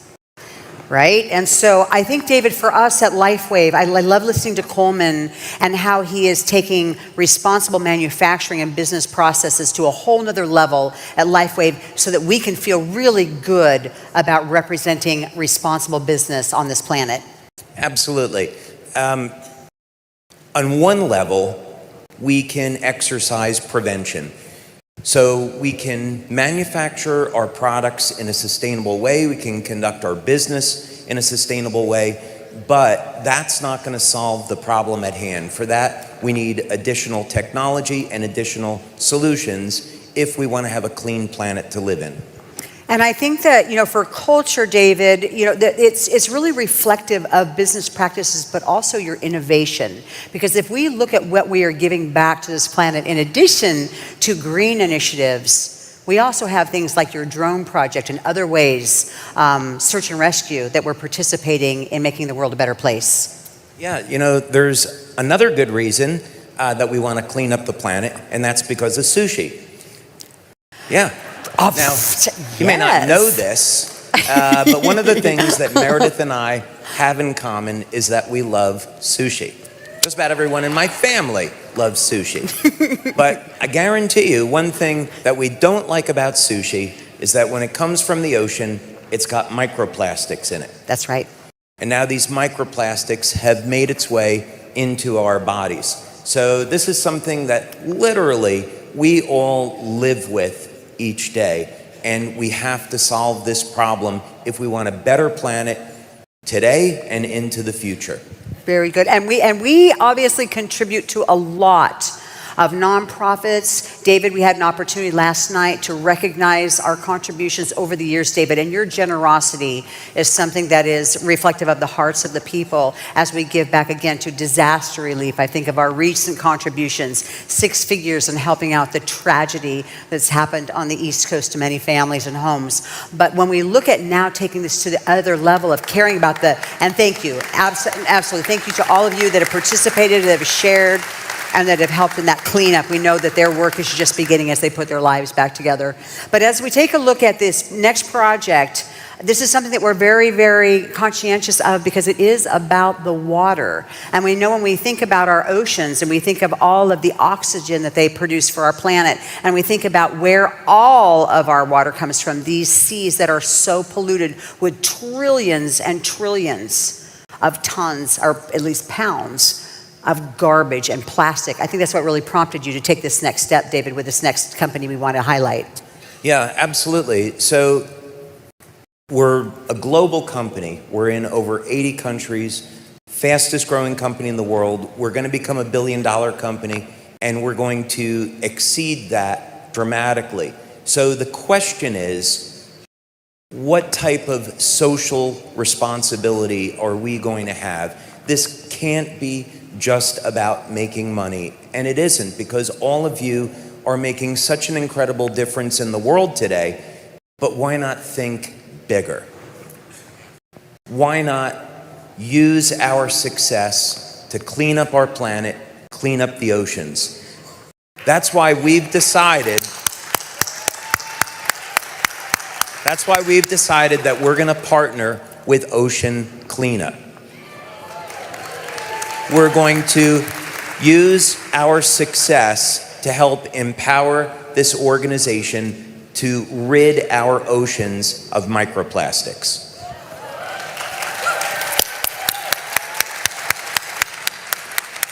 And what you're about to see, which is so interesting, is they actually call their invention a patch. It is a patch that they use to pick up these 5 trillion pieces of garbage that right now are floating on the top surfaces of our oceans around the world. So first we need to cut off how many are going into the ocean, but this organization is helping us get everything that's presently there out. So it's so much easier to see this than describe it. So we have a video. So take a look at an organization that we're now affiliated with that's part of the solution, that's going to be taking this toxic waste out of our beautiful oceans.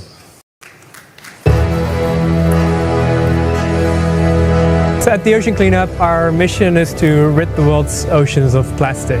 The real complicated part of this puzzle is that everything is interlinked. What we need to do is two things.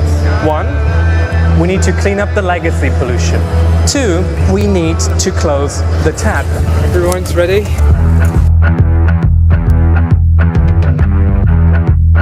If we have the motivation and we have the skills, we will get there. The first few years, we really focused on trying to understand the problem and map it, which then became the basis on which we developed our solutions. Our philosophy is to learn as we go and iterate our way towards success. Good luck! We've just passed the Golden Gate Bridge, the iconic moment. Every hour is a small victory, and every plastic piece that we all catch is a small victory. So we have a major structural failure. This is normal. Welcome to the world of cutting-edge technology. The plastic is within arm's reach, literally. We can be that far away from getting a system working. Whoa! Here's all tiny particles also. What is the next logical step? Boyan always thinks about improving. With this machine, I truly believe that we're on the right track. Dirty river comes in, a clean river comes out. That's a teddy bear. This is the day, this is the moment, finally. The time has come now to deliver on our promises. It's so beautiful to see this. Whoa! The most exciting thing in the world to me. We have shown that we are capable to repeatedly harvest large amounts of plastic. Let this mark the beginning of the end for the Great Pacific Garbage Patch. Imagine if we do get this done, we could truly make our oceans clean again. That's a future to look forward to.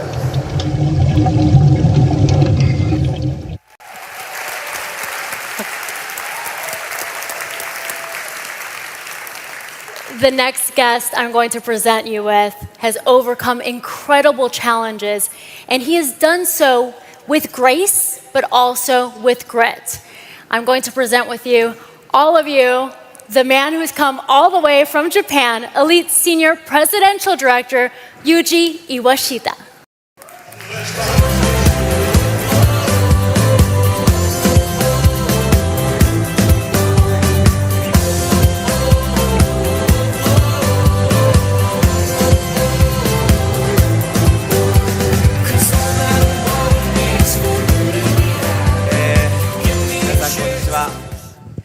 Hello everybody. 日本から来ました岩下裕二です。My name is Yuji Iwashita from Japan. そして今日は僕の生活を支えてくれている相棒のフリーダムと一緒にステージに上がっています。I am with my buddy called Freedom. Yeah, フリーダム。Right here. はい。My prosthetic leg. そして今日通訳をしてくれる彼女はスー・ストロブルさんです。My name is Sue Strobel. 彼女は私たちのチームの SPD でもあります。She is one of the SPDs in my team. I am. そしてもう一つ驚くべきことは彼女の年齢です。You'll be surprised to hear her age. Oh, I hate him. I told him not to say it. いくつに見えますか？私は今48歳なんですけれども、 I am 48 years old. 私の母親よりも年が上です。She is older than my mother. Say it, say it. 言っていいですよ。なんともうすぐ79歳になります。I am 78 right now. Thank you. そして彼女は実はニューヨークに住んでいます。毎月ニューヨークから日本に通ってきてるんですよ。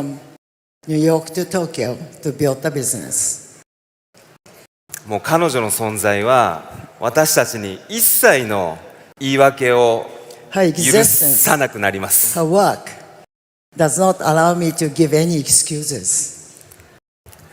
さて、本題に入っていきたいと思いますけれども、今日のテーマは、変化を乗り越えるにはという Today's ことです。 theme is to overcome the change. 変化というものは常に、私たちの人生において突然のように、起きてくることなんですね。 As you may know, the change sometimes comes all of a sudden, unexpectedly. 私もですね、ご覧の通り、義足なんですけれども、 As you see, I only have one leg. 24年前に、当時勤めていた建設会社の勤務中にですね、建設用の機械の下敷きになりまして、両足に大怪我を負いました。24 years ago, I was working in construction site, and a huge machine came down on my legs that weighed more than 1 ton. そして病院のベッドで目が覚めた時、一生車椅子だということを知りました。 When I woke up in bed, I realized that I'll be living in a wheelchair rest of my life. その瞬間、僕の人生というのは一変したわけですね。 That moment, my life changed. そのように突然変化というものは訪れるわけですけども、 As you know, change comes all of a sudden. その変化にどのように対応していくかが、人生においてもビジネスにおいてもとても大切なことだと私は思っています。 I believe it's important to overcome the fear and the challenge and react to the change. 少し私の人生についてお話ししたいんですけれども、 I'm going to tell you my story. 僕は17歳で早めに高校を卒業しました。 I graduated high school very early at the age of 17. In other words, I didn't graduate. 決して優秀だったわけではなくて、 I wasn't super good or anything. 早く社会で役に立ちたいと思ったんですね。 I wanted to work. はい。それから家族もできて、一生懸命家族のために働きました。 I had a family, I made a family, and I worked very, very hard. ところが、学歴もない私はとても将来に不安を抱いていましたし、特に夢もなかった、そんな何かモヤモヤした人生を送っていました。 As I said that I don't have a great education, I had no dream, and what I had was I had this ambiguous feeling about the future. He couldn't see his future. そんな時に、このアクシデントに、あったわけなんですけれども、 Then comes the accident. その時どう思ったかというと、 I thought then,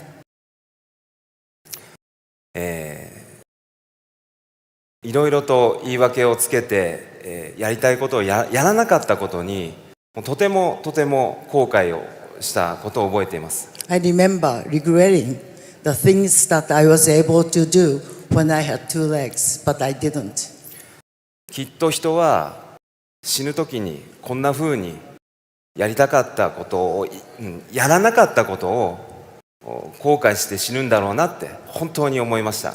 I really thought that a lot of people in deathbed, what they think is not what they accomplished, but what they couldn't do or they didn't do with excuses. だからこれからは、自分の人生にチャレンジして自分の夢に向かって理想の新しい自分を生きようと、その時決めました。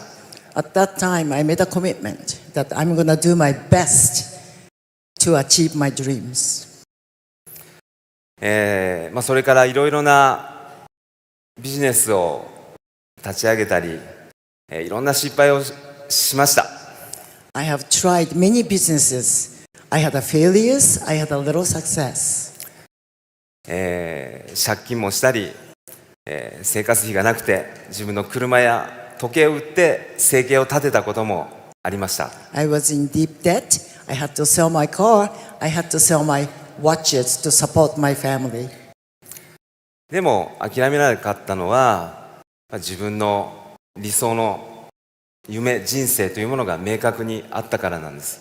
What I couldn't give up was what I wanted to do in the future, and I wanted to go for my dream.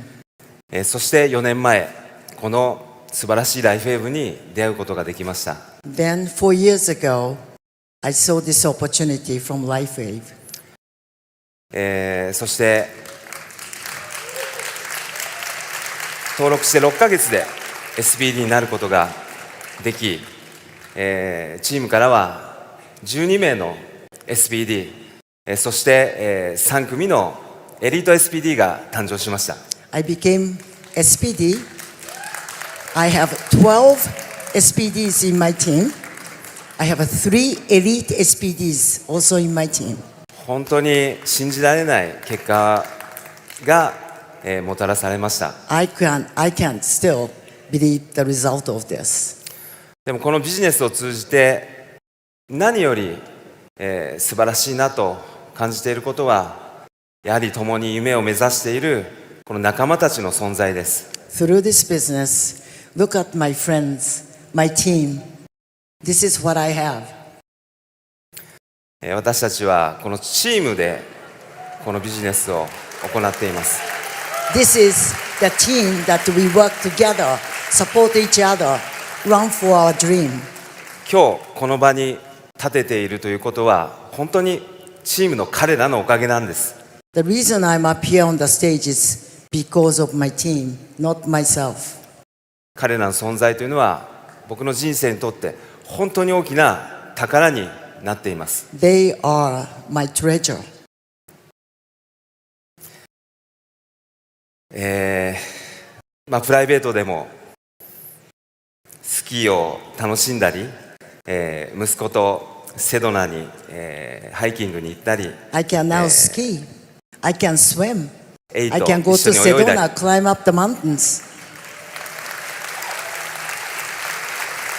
本当にライフウェーブに出会う前は走ることもできなかったんですけども、 Before Lifewave, I couldn't even walk or run. デイビッドが作ってくれたこの X39 のおかげで今では走ることもジャンプすることもできるようになりました。 Because of X39, invented by Dr. Schmidt, I can walk, I can run. 本当に感謝してます。 My deepest gratitude goes to Dr. Schmidt. 最後にですね、僕のこの人生を支えてくれた、この変化を支えてくれた3つのことを皆さんにお話して、終わりたいと思い There ま are す。 3 factors that supported my life. まず1つ目は、ドクターの一言でした。First one is what doctor said to me. 僕が絶望に、ふけっていた時に彼はですね一言こう言いました。 When I was so devastated, knowing I won't have a leg, 君はまだ doctor said, "You are so young. 君はまだ若い、 You are young." 君が本当に望むなら歩くことはもしかしたらできるかもしれないと。 If you really want to walk, there's a possibility. ただしその可能性は 1% だと。 But the possibility is only 1%. でもそれを聞いたときにたった 1% でも可能性があるんだったら僕はそれにかけてみたいと思いまし When た。 I heard, I said, I'm going to work for that 1%. 真っ暗だった暗闇に本当に一筋の光が差したんです。 I saw a light at the end of the tunnel. まずは自分の足で立つこと、そして一歩を踏み出すこと。 First, I have to stand up. Then I have to make a first step like a baby. 立ち上がるには痛みに耐える必要がありました。 When I get up, I had to endure the pain.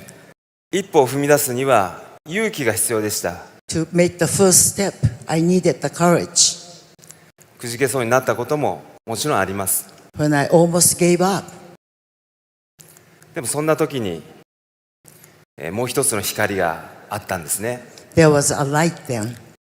それは同じ病院でリハビリをしていた10歳の少女の存在です。 There was a 10-year-old girl in the same hospital.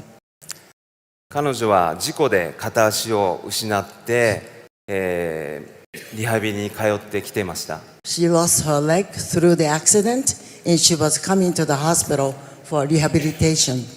とても華奢で、明るく笑顔の絶えない少女でした。 Very thin little girl with a laughter.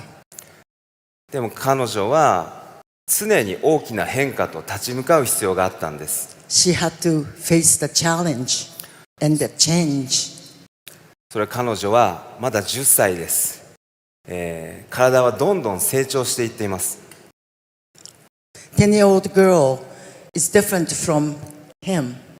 Bone grows. Every time bone grows, they have to operate on her and they have to make new prosthetic leg. 足を切断したといえど骨は成長するわけです。 Bone grows even though your leg is cut. そのために彼女は手術を行い、そのために、自分の体に合わせて新しい義足を作る必要があったん She で had す。 to go through the surgeries and new prosthetic leg and all these things. でも彼女は一切の泣き言を言わず She never complained. 自分の体と向き合っていました。 She took it as a destiny. She never complained. きっと今はもう30歳を超える素 She 敵な must 女 be 性にな about, って she must be about 30-year-old now. I'm sure she is a beautiful human being. 素敵な笑顔でたくさんの人に光を与えていることだ She's と思います。 probably giving light with a big smile on her face to many, many people. そして最後に3つ目です。 The third one, それは家族や友人の存在です。 the existence of my family and my friends. 彼らはいつも僕を励まし支えてくれました。 They encouraged and they uplifted me. 家族は収入の途絶えた中、大変な状況の中をなんとか数年生き抜いてくれました。 I had no income. My family supported me. They worked very hard.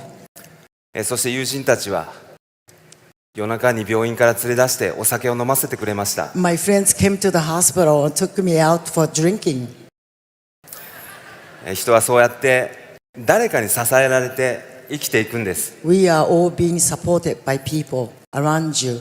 人は一人では何もできないん You です。 can never accomplish anything alone. それはこのビジネスも同じこと The だと思いま business, す。 this business is exactly same. 一人の力は本当に知れています。 Your one power, だ one から horsepower is limited. 仲間と力を合わせて支え合って励まし合ってそんなチームで成功を目指していくんです。 We support, we encourage, we uplift each other, and that's how we accomplish the result. 今日この会場に一人で来てるっていう方いらっしゃいますでしょう There か。 may be someone here, people here alone. You don't have anyone to be with today. 大丈夫です。ぜひ今日感じたこの感動と、皆さんの思いをぜひ勇気を持ってどなたかに伝えてみてください。 It's okay. What you got today, emotions. Please go out, go home, and share these emotions with people around you. きっと来年のコンベンションにはあなたと一緒にたくさんの仲間とこのコンベンションに参加できることでしょう。 I guarantee you, if you do that, next year, you'll be coming with many people. そして最後にぜひ、自分の人生をとにかく自分を諦めないでほしいです。 Lastly, my message to you is don't ever give up. 自分を信じてあげられるのは自分だけです。You can only trust yourself first. Then people around you will trust you. このデビットが作ってくれたこのライフウェーブを This Lifewave, created by Dr. Schmidt. もっと多くの方に皆さんと一緒に広げていきたいと思ってま We す。 all can go home and share with many, many people.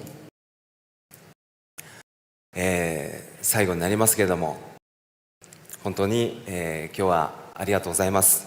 Thank you so much for today. 皆さんの成功をお祈りします。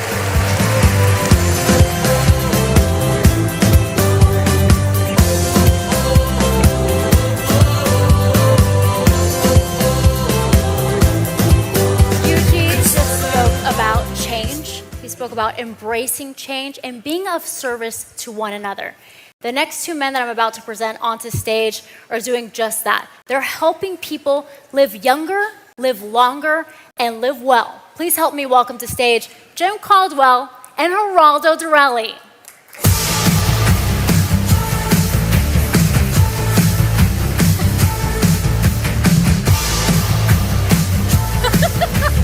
That was my dance? That's a great dance. Great job. All right. All Wow, right, Jim, all look at this right, crowd. All right. Hey, first of all, tip of the hat to the white shoes, okay? This is Geraldo's first time in front of the Lifewave crowd. He's done a lot of big speaking. So say hi to Geraldo. Hey, everybody. We're going to have some fun over the next 15 minutes or so. We're going to be sharing with you what I call a game changer. You know, it's interesting how this company, I mean, it's no secret, right? We just keep raising the bar as the fastest growing network marketing company in the world. And it's all about raising the standard, raising the bar, creating game changers to help you be more efficient, be able to build faster, be more effective, have better tools. You know, it's all about making your life easier. And over the next few minutes, we'll talk about a game changer, I'm calling it, in the world of communications and information. We're going to be launching a pilot program, probably mid to late spring, and it involves instant availability. Let me repeat that. Instant availability to most questions asked by prospects and new brand partners. And you know there's always a lot of them, right? 30 or 40 questions. How do I do this? Where do I find that? What am I supposed to do next? And what if I told you that was available 24/7 on your phone instantly? Got a question? There's the answer. Pretty cool, right? But it gets better. There's more. You know, you talk about AI-powered this and AI-powered that. What about AI-powered, what are they called? Yeah, real-life persona avatars. You know, this concept where we think of avatars as like cartoons. You know, it's not really a person, but they're imparting information. Well, what if that avatar looked like a certain elite SPD, Geraldo, right? Or a handful of elite SPDs who we shot recently up in Utah. We shot their persona. We sent them to the proto-hologram folks that have this really interesting ability to take that persona. They create an avatar, and we can type text, information, and load it into the library that's underpinning that avatar. So you ask a question, that he or she, an elite SPD, has that answer. Whether we have him or her send you over to customer service in this application, or they answer it themselves with personal insights, suggestions, comments, secrets, tricks, right? I see some nodding heads, right? And what if that's all available to you 24/7 on your phone? And here's the key: vetted, approved, compliant, and you can trust it. It's like the fact.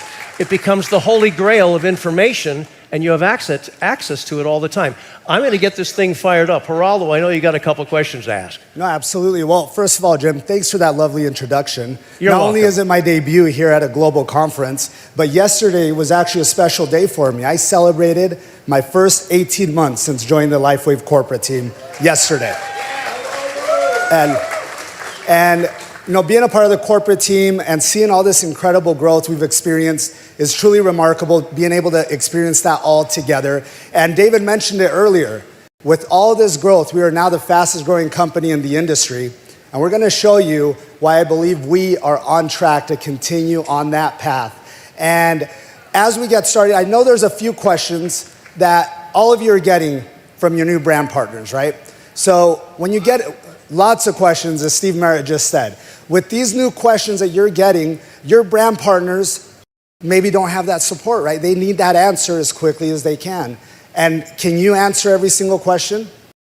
Well, what if you had a situation come up where it's a weekend, right? You get asked a question, you don't know the answer, and then customer service is closed, it's after hours. Maybe you're trying to get a hold of your upline, and what happens? Maybe they don't pick up the phone. We all know how frustrating it can be to have a question and not get the answers quick enough. So that's why Jim and I are so excited to be here today with all of you, because we want to show you exactly what we've been working on to solve that problem. You know, they say knowledge overcomes fear, right? We just heard before Nicole was talking about this, you know, you're afraid of something. You've got to push the envelope. You have to expand and get out of your comfort zone sometimes. And knowledge overcomes fear, and then with greater information, what do you have? You have greater confidence. And then what can you do? You can take action because you know more, and you feel better about being able to move forward and get out of that comfort zone and push the envelope. So watch this. Imagine an application on your phone. We just built this to give you a sense of the fact, scrollable questions, variety of questions in the world of customer service and in the world of you want to hear from an elite SPD, what does he or she think about something? You know, what's the story on this X39? Is that the product I should start with? Who's David Schmidt? What do you think of him? Why did you join Lifewave? You know, questions like that. And those personal insights from an SPD can be invaluable. So look, I've teed this up. Look, what if you say, how often, by the way, have you ever been asked, what happens when those patches are exposed to too much heat, right? You know, they sit in the car for 24 hours or, you know, in 100 degree. What's the answer? You know, there are sometimes wrong answers out there, but check this out. Here is the answer. Patches work best when kept at room temperature and in their sleeve until you are ready to use them. However, even if they are exposed to direct sunlight, they will still work, unless exposed for extended periods of time of more than 7 days and at high temperatures of 100 degrees Fahrenheit or more. Right? So there's the answer, right? So if you ever are not quite sure what the answer is, during this pilot program, you're going to be able to send them to a dedicated site where you'll be able to fire up and go through that scroll and boom, there's the answer. So you can tell them, hey, go there, get the answer. I'm not quite sure what that answer is. Let me find another one here that I think is also an interesting one that illustrates what's the story on, needing to be able to navigate at the website, the back office. I'm not quite sure. I don't have the confidence. And so what if you can go to the same website and you can say something like, how do I find volumes in my back office? Well, that involves knowing what to click on, what menu to pull down, things like that, and customer service has to sit there and patiently walk the caller through the process. Well, what about this instead? To check your volumes, go to backoffice.lifewave.com. Once you're there, type in your Lifewave login credentials. Once logged in, click on the Commissions tab at the top of the page. In the drop-down menu, select the Volumes option. And there you go. You're a back office pro. See? So it's like that. Okay, so then let's move on though. I talked about having access to maybe an SPD and you want to find out what's the story on, let me see. Yeah, here we go. So I was able to capture, I told you, several SPDs, elite SPDs in Utah a couple of weeks ago. And we took Steve Merritt, he's the guinea pig here, and he's been kind enough to be one of the participants that's going to be part of this pilot program. And so he's submitted a number of questions and answers that he's typed up himself. And so we loaded one of those into here to give you an idea of what we're talking about. And so if someone asked, what made you decide to join Lifewave, right? Why did Steve Merritt and Gina join Lifewave? Here's the answer. That's a great question, and thanks for asking. My wife Gina and I prayed and researched every network marketing company there is for over a year. We were diligently looking for the right product and technology, an honest owner who had a heart for people, and God's favor. We found everything we were looking for once we were introduced to David Schmidt and Lifewave. After we got started, we realized God's favor is all over Lifewave, David Schmidt, and all of those who decide to join us on this journey. Hope. And then he says, hope that answered your question. Do you have another question? So it's like that. Hope that answers your question. Do you have another? Steve, did you do that? Anyway, it's beta testing. By the time we roll out for the pilot program in mid to late spring, it's going to be seamless and perfect and loaded with information. But that's the key. You know, this dynamic of having that all in English is one thing. Having all this access to that information instantaneously in English, that's great for English-speaking people, right? But there's more. Well, you know, first of all, we have Steve right here in the crowd right now. And we go back, Steve. This is my first time actually being this close to the hologram machine. And being able to see Steve up close like this, it seemed like it's almost like you beamed in like William Shatner earlier today, right? But all at a push of a button answering that question. What I love about this is what we talk about, having a resource of growth for your business. Being able to answer these questions real time, not having to wait, you know, in case there's, you know, after hours or weekends. You know, this is the opportunity for us to answer those questions, but more importantly is being able to accelerate our growth for ourselves and our teams because that information is so accessible. And I know Steve does a lot of things, and you've been an incredible athlete, but I don't think, Steve, you speak another language, right? Well, what if we could hear this information from Steve in another language, or from another members of your team across the world hearing that information in their language? So we're going to get to see that right now, right, Jim? Yeah, so what we did was, this is kind of a little bit of, let's call it a stunt, okay? So we took all of the folks we were able to put in front of the camera a couple of weeks ago, and we had them all say, I'm really excited about Lifewave because we're helping people live long, live well, and live young. So they're all saying that sentence, right? So first up, we have Sai Hernandez, who speaks Spanish. Well, I decided to say, well, no, say it in English, and let's see what the avatar does in terms of translating that to Spanish. Estoy muy emocionado por Lifewave porque estamos ayudando personas a vivir mucho, vivir bien y vivir jóvenes.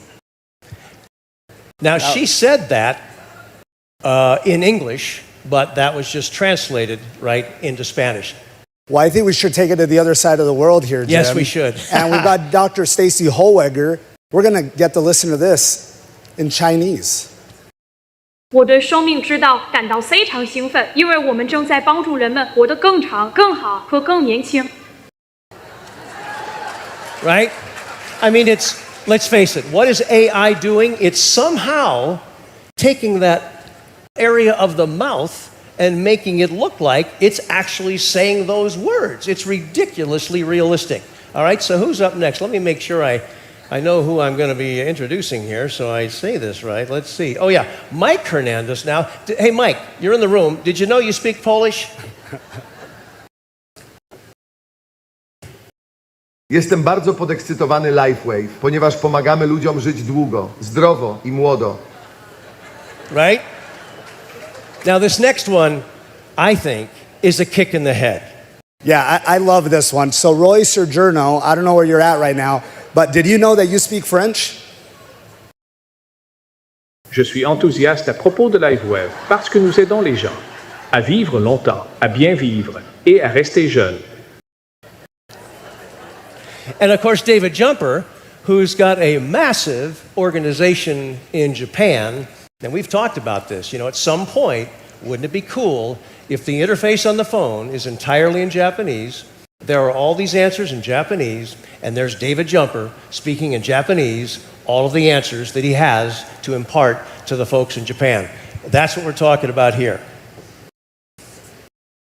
ライフウェイに興奮しています。人々が長く健康的に優しく生きる手助けをしています。 Boom. Now remember what they're saying. I love Lifewave so much because we're helping people live long, live well, live young. They're all saying that, but they're saying it in a bunch of different languages. Well, Peter, no. Welcome. Is Deutschland in the house right now? Where's Deutschland? Where's Germany? Peter, no. You speak German now. Ich bin so aufgeregt über Lifewave, weil wir den Menschen helfen, lange zu leben, gut zu leben und jung zu leben. It's just so cool, right? So here's Renita Brennan, who has no energy, and here she is speaking Korean. 라이프웨이브에 대해 매우 기대하고 있습니다. 우리는 사람들이 오래 살고 잘 살고 젊게 살도록 돕고 있습니다. All you Koreans in the audience, I look forward to hearing back from you. Do you say that's realistic? Is that good? Oh, I got thumbs up over there. Fantastic. Yeah. All right, Steve Merritt's sitting right here with us. Well, Steve, you now speak Italian. Sono entusiasta di Lifewave perché stiamo aiutando le persone a vivere a lungo, vivere bene, vivere giovani.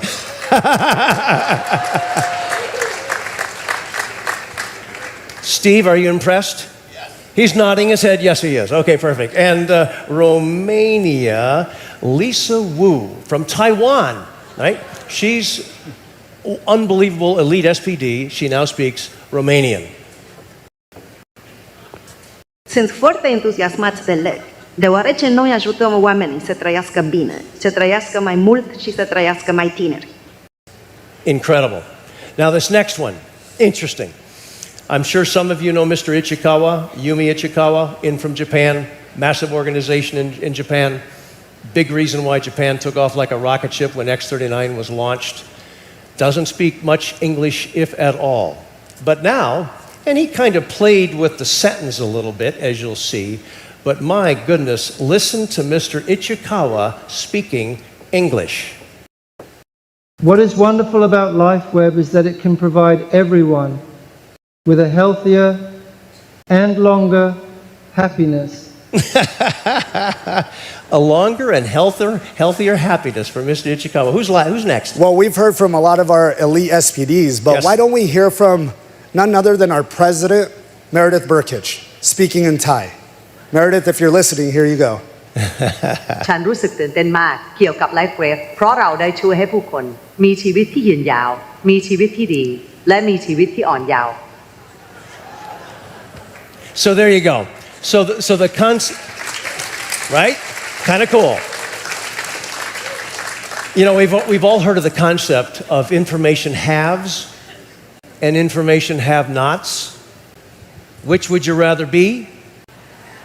So we're all about making sure that the information you need to grow your business is accessible as fast as possible, so the velocity of your business growth can be increasing all the time. So that's it for now. Stay tuned. We'll keep you posted on the pilot program. Thank you.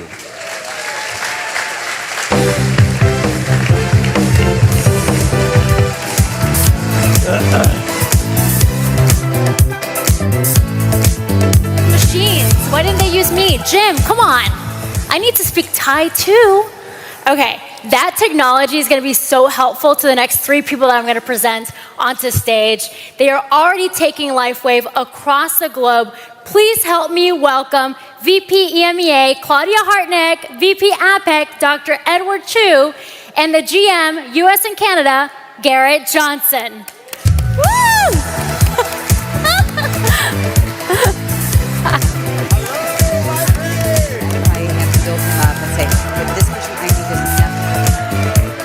Hello, Lifewave! Thank you. Hello. How's everybody doing? Okay, I'm going to announce some promotions. You better take your pen and paper. No. Okay, I think you saw David reveal a product that's probably going to change how the MLM industry going to be. And of course, we hear from our Chief Operating Officer, Coleman, saying that push the envelope, right? Whatever volume that you bring, he will produce. And from our side, we give an update from the region. And obviously in Lifewave, we work hard and play hard.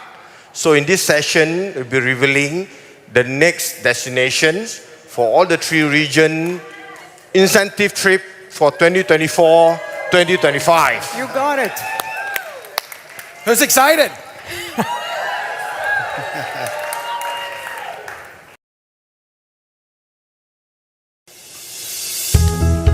In Asia Pacific region, most of you guys will not know that the first company that David started outside US is in Taiwan.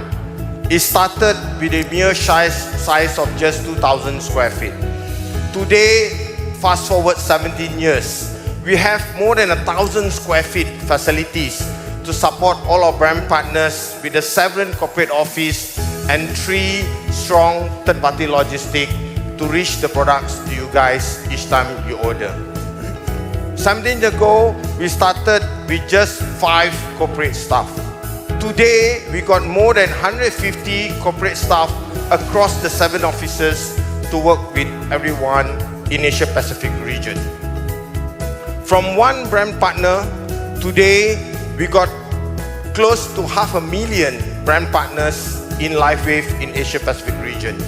From 1 senior presidential directors, we have more than 150 senior presidential director in Lifewave Asia Pacific region, and more than 30,000 manager rank and above in the region. So as what Coleman have said, be confident, push the envelope, and we're ready to work with you guys to reach $1 billion company.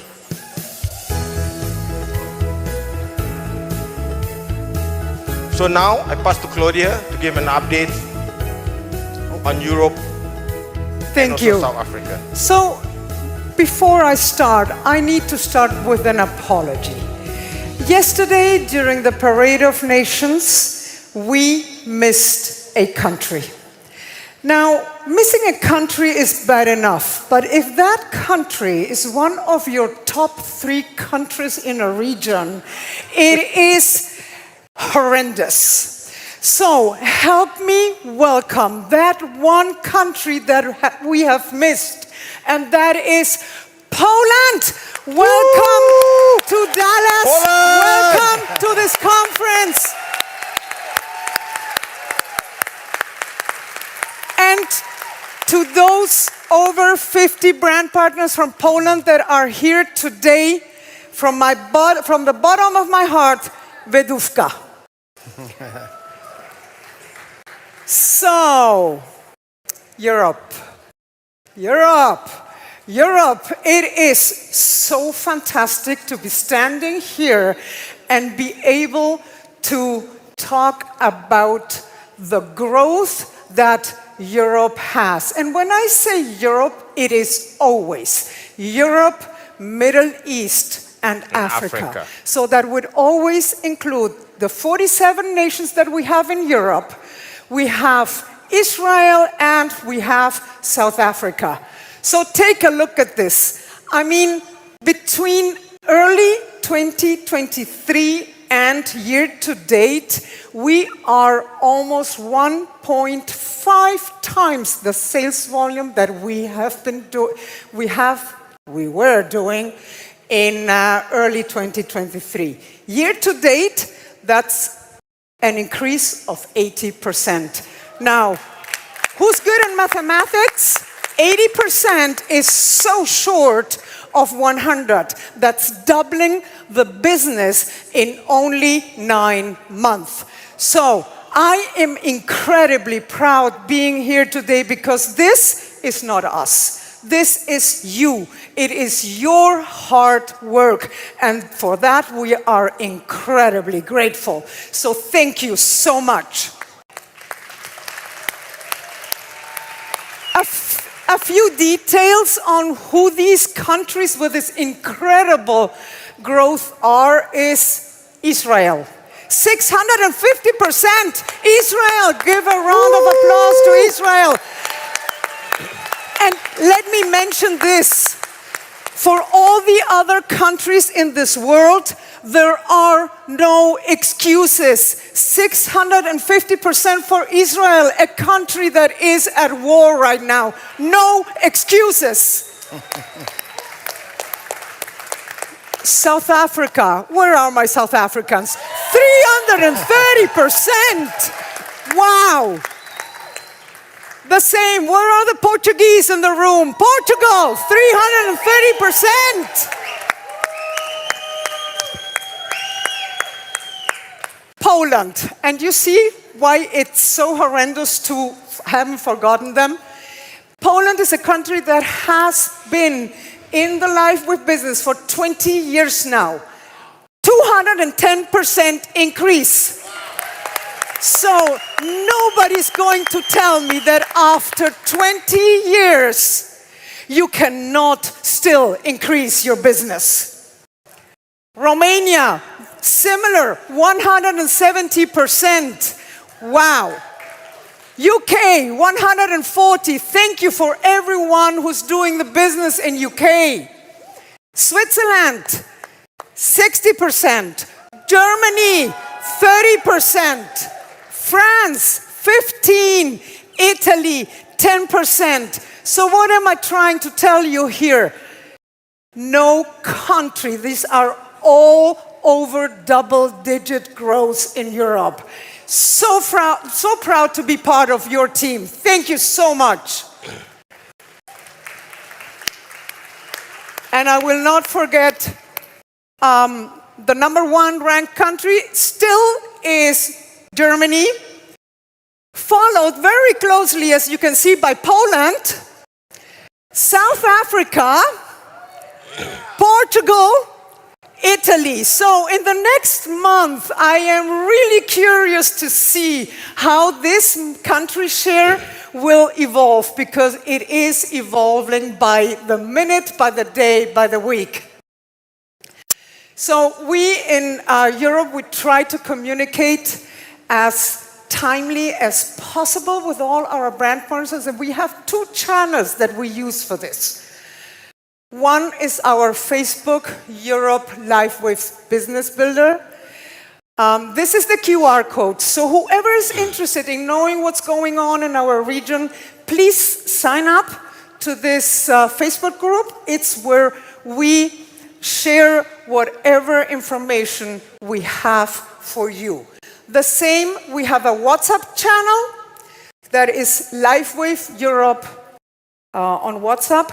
You will not find it if you search for it. So please either sign up through this QR code or take a picture of the QR code and send it to your teams in Europe. Excellent. I guess that was me, and now it's our host country. All right. So many exciting things happening around the world, but let's take a look at North America. Is that okay? Woo! So they say a picture is worth 1,000 words. I think graphs are as well. I like numbers. That makes me a bit of a nerd, I realize that. But what I love about this graph is this shows from 2019, about the same time we launched X39 all the way through to today. And to see that growth, if you can see back in 2019, that's that first little square, you can't see it. To see to where it is today is nothing short of amazing. And it's because of the efforts and everything that you are doing every single day that's making a difference in changing people's lives. The other thing I want to point out in this graph is that little dot means a few people were being helped back then. Compared to today, of all the people all over North America that are absolutely being blessed by the amazing patches and getting the health and wellness that they need. And so this is a testament to many, many lives that have been changed because of your efforts. This is something that you should be incredibly proud of. But this is just the beginning. There is so much more, and we know that this graph is going to continue to go in this way. In fact, we might look at it in a few years from now, and it won't even look anything like this because it'll be that much bigger. Let's take a look at individual growth for each market. Canada is up 412% over last year at the same time. That's a market that has struggled, and they're doing amazing. Canadians, let's hear from you. We got some over here. Yes, in the back. Mexico is up 340% over the same time last year. Let's hear from Mexico. Puerto Rico. Puerto Rico is 702% above this time last year. Puerto Rico has about 3 million people. Let's just do a comparison. Canada has about 26 million roughly. Puerto Rico, overall in dollar sales, is bigger than Canada, believe it or not. And so incredible growth. They should be very proud of everything they're doing. Now we're kind of taking it up in the back, here in the US, 184%. But when we take a look at the US and it's about 60% of company sales, that's still pretty darn good. And so we certainly want to recognize. So let's hear from our Americans. Woo! Now I have this special opportunity to make a special announcement to our Canadian leaders. We have they have gone through some challenges where we've had to pull a number of our products out of the market, and now we're able to put back last August most of our products, but there were 3 products that were not available at that time. And so today we're going to announce that we are going to be launching, these are the ones we brought back last year, and we're going to be bringing back 3 products, the Energy Enhancer, the YH Carnosine, and the YH Glutathione, except in Canada we can't use those names. They're considered claims, and so we have to make some adjustments. So, Energy Enhancer is now going to be known in Canada as Inner Spark.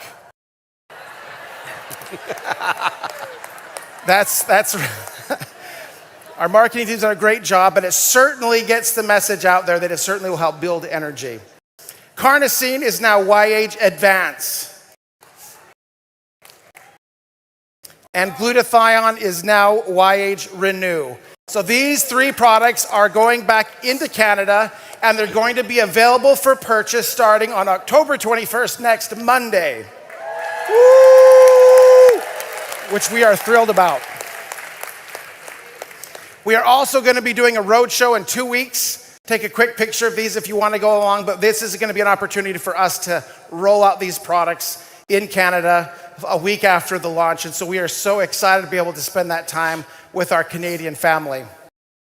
We also have some ways in which we can communicate with our field, and this is through our Facebook group. We have our North America Facebook group as well as the Mexico Facebook group, so please take advantage of those. If you're not already in that group, make sure you join. Now, who is ready to see where we're going on our next incentive trips? Okay, video please.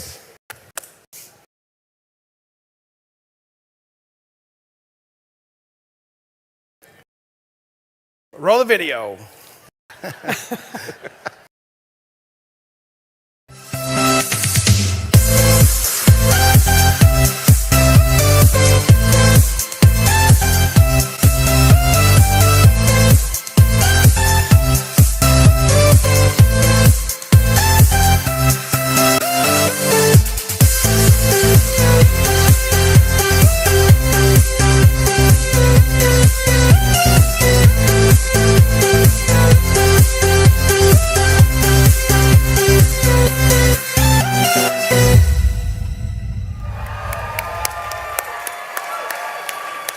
Early next year, we will be officially launching Indonesia. All right, how about for Europe? Roll the video.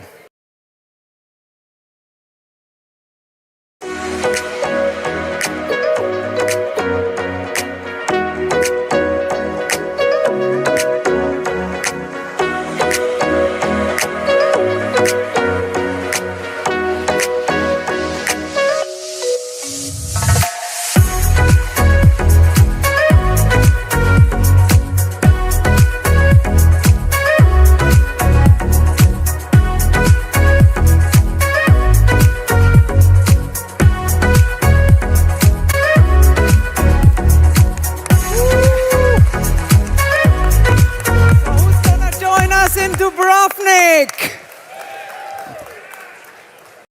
Okay, now who from North America would like to know where we're going?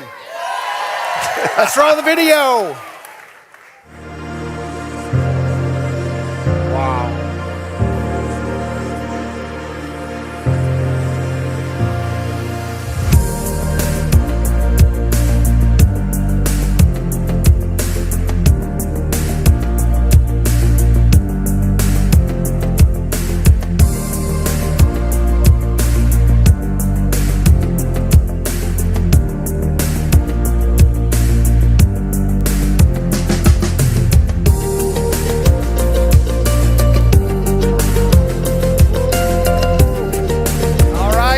Come with us to Punta Mita, Mexico. Woo! So that covers everywhere in the world. And so it's an opportunity for everyone to be able to earn a trip, to be able to go to one of these amazing locations, depending on where they're from. How many of you would like to know how to qualify? All right. So, how to qualify. There's a number of different ways to qualify. But it is very similar to what we had previously, but there's a few changes. In our personally sponsored points, we want to incentivize the activities that are going to help you build your business. So we've actually doubled the number of points that you get when you enroll a new brand partner. You can still enroll a PC or PC Plus and get points for that as well. And when you can also get points for... Let's see, personally, let's go back one, I guess, sorry. Anyway, you can also get points for upgrades. Now, the upgrades are going to work a little bit different to last time. The upgrades will be incremental points based on what pack you're actually in upgrading to, where I think you got multiple points if you upgraded.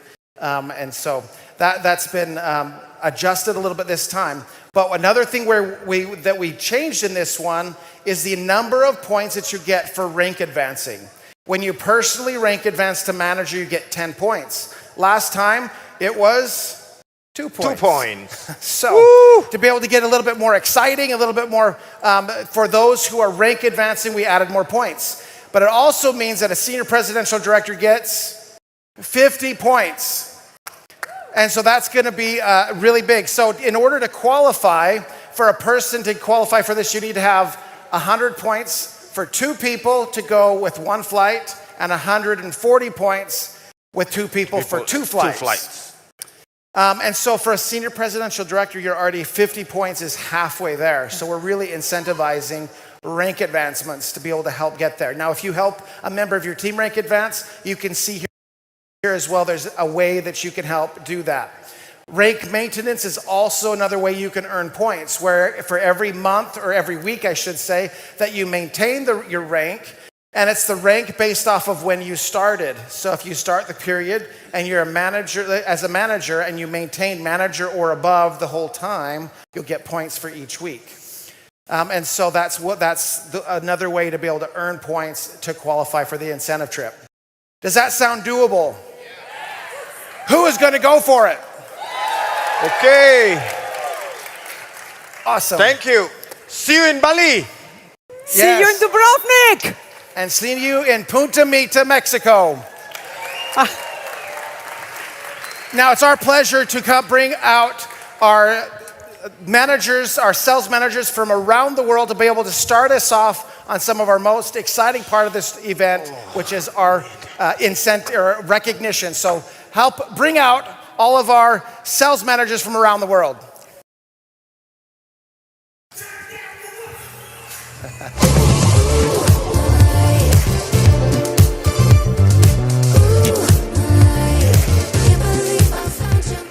Well, as Garrett mentioned, this is one of our favorite segments at our global conferences because it gives us an opportunity to recognize you, our brand partners, for your achievements as you're growing your business in your communities across the world. This is a way for us to see who is working in here at Lifewave and being able to build your business and have success and help people grow along with you. We say manager is the first rank in our compensation plan, and it's a foundational rank. I believe the most important rank because it's creating the foundation of a solid business. So becoming A manager making machine is the goal. The more managers you can build in your business, the more solid your business will become. So we want to celebrate you, our newest managers. Who was with us last year at our last global conference in Orlando, Florida?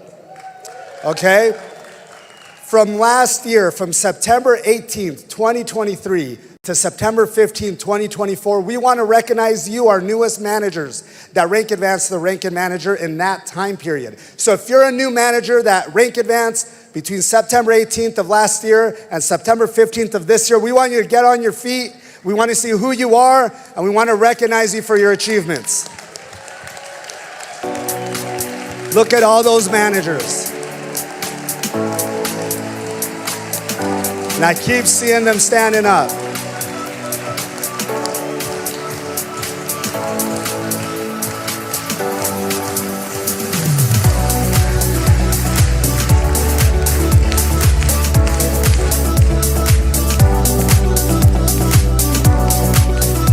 Fantastic. Well, congratulations, managers. You are on the path. Managers, that first step, and then we move on to the second step, which is the rank of director. So in that same time period, if you rank advance to the rank of director, I'm gonna be asking you to start lining up here on this side of the stage, because we're gonna actually have you come up and join us and walk in across stage. So if you're a new director who rank advanced between September 18th of last year and September 15th of this year, come on up. We're gonna have our lovely ushers here on the right. And as you're doing that, I do wanna make a comment of how important it is to the rank advancements, how important they are in our business. It's a clear indication of how the life of the company is going. How's the growth going? It's based on seeing all the rank advancements. So here's gonna be a clear way of seeing the new directors come across stage on how Lifewave, this incredible growth, is going. So come on up, directors, congratulations. We'll come up the stage here and walk across.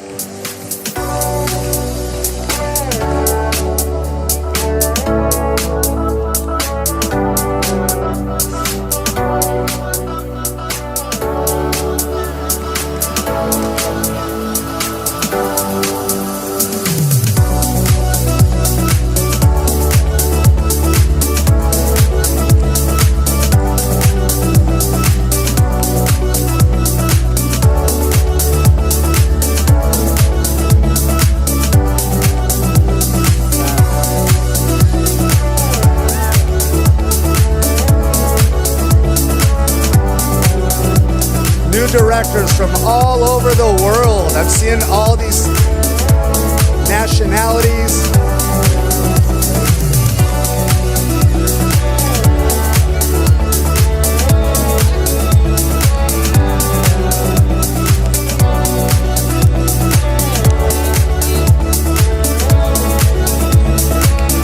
So just so you know, we have over 700 new directors here with us today.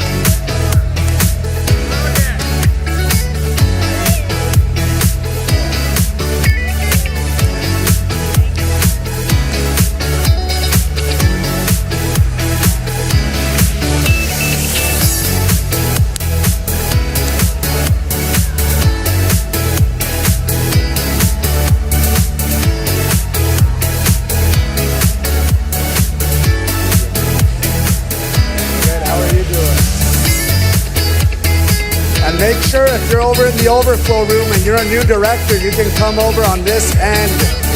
We want to recognize you.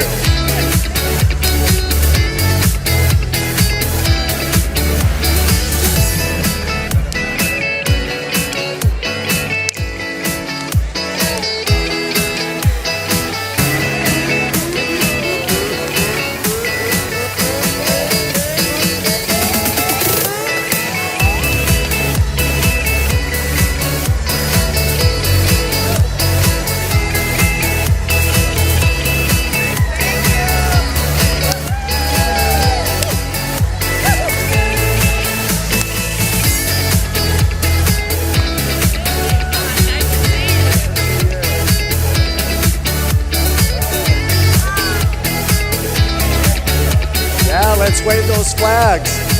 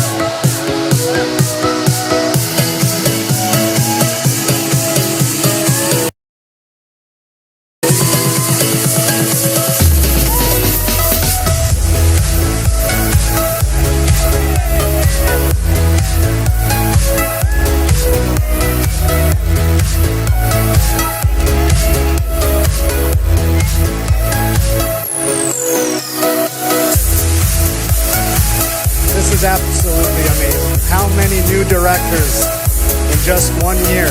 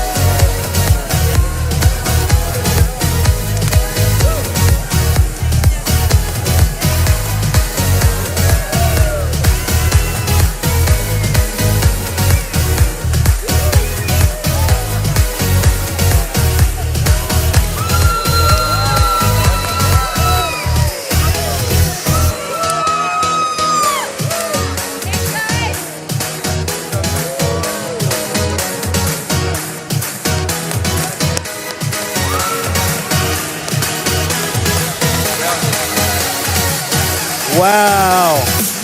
Didn't I say 700, over 700 new directors in this room alone? Not even all those of you that are at home and you rake advance to director, congratulations to you as well.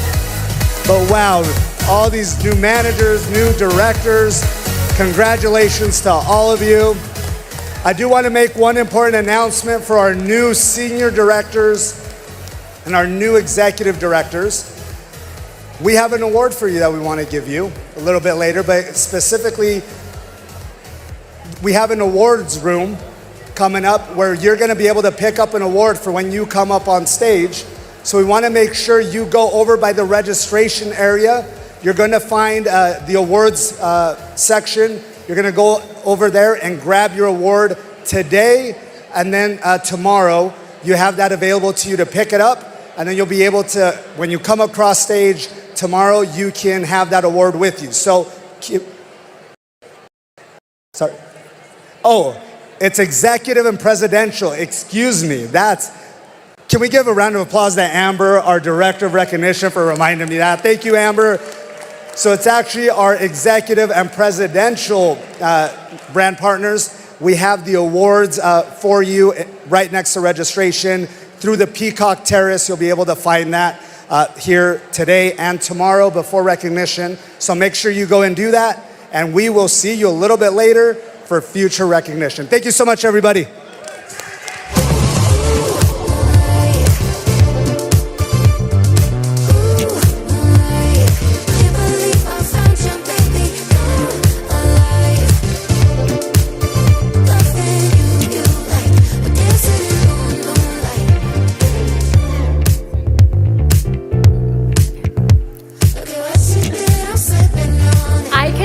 Tell you all how excited I am. I told you guys this was a cool stage, right? Did we already talk about this? I'm glad that a lot of you came over to this stage.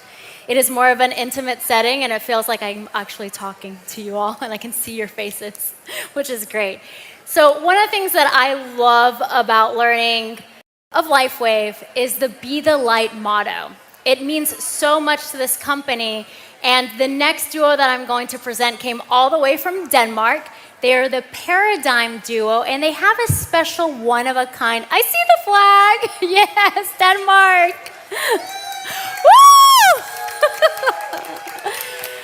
And they have a one-of-a-kind song. You already know what it is, and I hinted to it earlier. Be the Light, Reg and Andreas. Aren't they great? I love them already. Lifewave. Come on. Hello, everybody. So my name is Andreas, and as Elvin just said, I come all the way from Denmark, and I'm a senior director with Lifewave and been part of the company since 2012. Can you believe it? Woohoo! And I even was along on the 10-year anniversary cruise back in 2014. So around that same time, I talked with my music buddy and good friend Reg Downey and told him about the patches. Hello, everybody. My name is Reg. I'm a Canadian, but I've been transplanted to Copenhagen, Denmark. And I work together with Andreas. So, we are excited to be here today. We got an email a few months back telling us that the conference was going to be called Be the Light. So we looked at each other and said, this has to be the title of a new song. So we have written a song where we have simply integrated all kinds of things that have to do with Be the Light and Lifewave. And we are known as Paradigm Duo. Right. See? Yep. Spelled D-Y-M-E. Yes. So today we are actually, on this very day, the 18th of October, we are launching our new album, Be the Light, on all streaming platforms. All streaming platforms. You can find us under Paradigm Duo, so go for it. And a new music video on YouTube, so hey. So find us on Spotify, Instagram, Facebook, and everywhere. So now we got to teach these people. Yes, because we need your help, guys. Are you ready to be a part of this song? Okay. Because you know what, we need you guys to do the whole. Can you do this?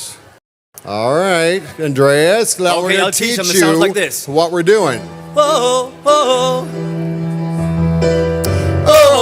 oh, oh. Oh, oh, oh, oh, oh, you gotta be the light. Yeah, so that's it. Now, halfway through the song this starts, I think you'll figure it out. Shall we? And you have to promise to sing along. Do you promise to sing along? Yes, good. Thank you. So I think there is much more than we're dreaming of. So let's try to see if we can lift the roof of this building. That's right. So now we're going to sing Be the Light.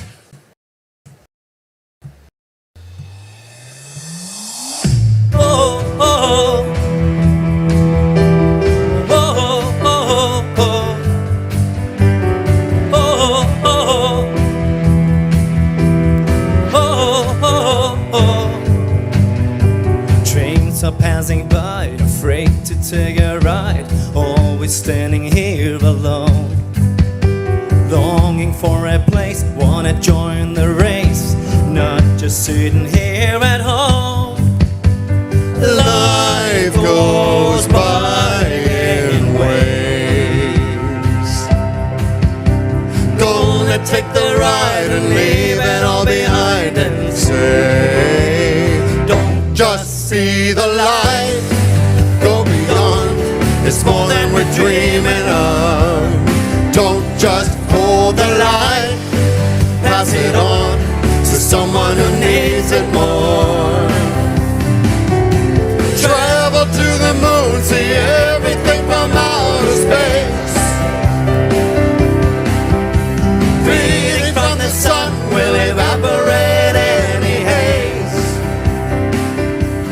Don't just see the light, you gotta be the light. In the valley down below, so dark and moving slow, hard to see the path until light that brightens the night, a radiance so bright, shining from the top of the hill, flowing with no fear, reflecting in our eyes, the energy is rising here. Don't just see the light, go beyond, there's more than we're dreaming of. Don't just hold the light, pass it on to someone who needs it more. Travel to the moon, see everything from outer space. Feeding from the sun will evaporate any haze. Don't just see the light, you gotta be the light.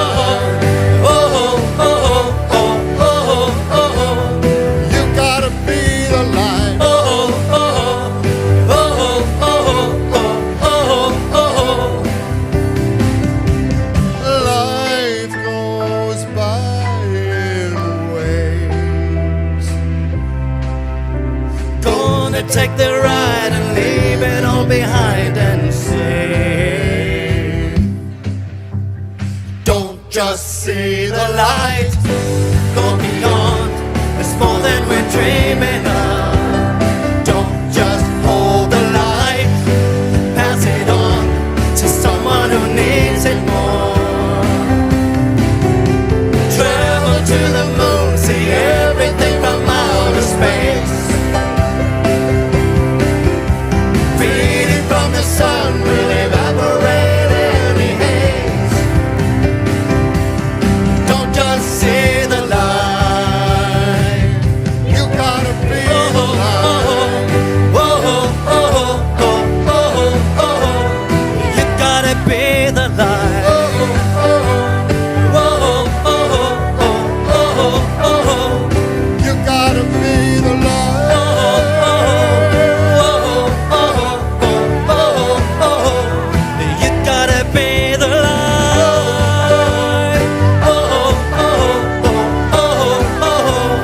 you gotta be the light. Lifewave, please welcome back to the stage your founder and CEO, David Schmidt.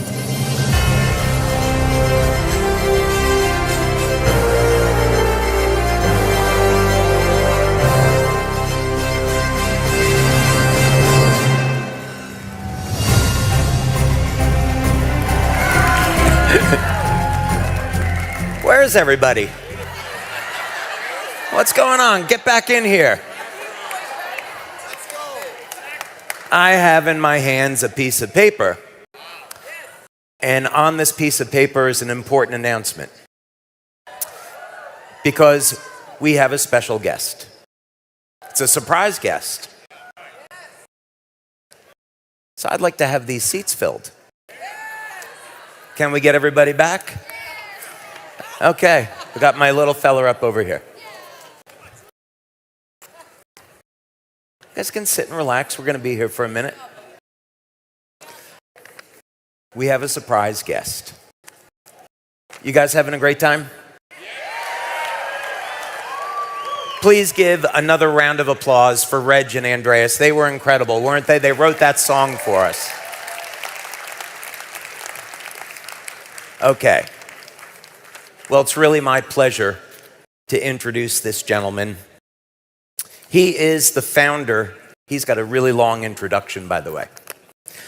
He is the founder of Elevate, which is a production company on a mission. Elevate is one of the most prolific creators of socially conscious media. As a filmmaker, he has been granted rare access into the minds and hearts of world-renowned philosophers, scientists, physicists, doctors, authors, shamans, and human development experts. As a director, he has helmed numerous award-winning and record-setting productions, including theatrical features, network television specials, commercials, and music videos for platinum artists. In 2006, his passion for uniting creatives inspired the birth of Elevate Film Festival. In less than 3 years, the film festival earned the title of the world's largest single-screening film event, hosting up to 6,000 people per screening, filling prestigious arenas such as the Kodiak Theater, the Pasadena Civic, and the Nokia LA Live. In 2011, he received the Conscious Life Humanitarian Award and named a member of the Transformational Leadership Council. In 2020, he directed the documentary series Plandemic that shows the connections and conflicts of interest between the media, the medical industry, politics, and the financial industry during the COVID-19 pandemic. In 2023, he directed the film The Great Awakening that assembles the forbidden puzzle pieces to reveal the big picture of what's really happening in America and beyond. He is a humanitarian, a spiritual thought leader whose goal is to empower the masses and bring awareness to the issues affecting our times. Ladies and gentlemen, please give a warm and loud Lifewave welcome to our friend, Mickey Willis.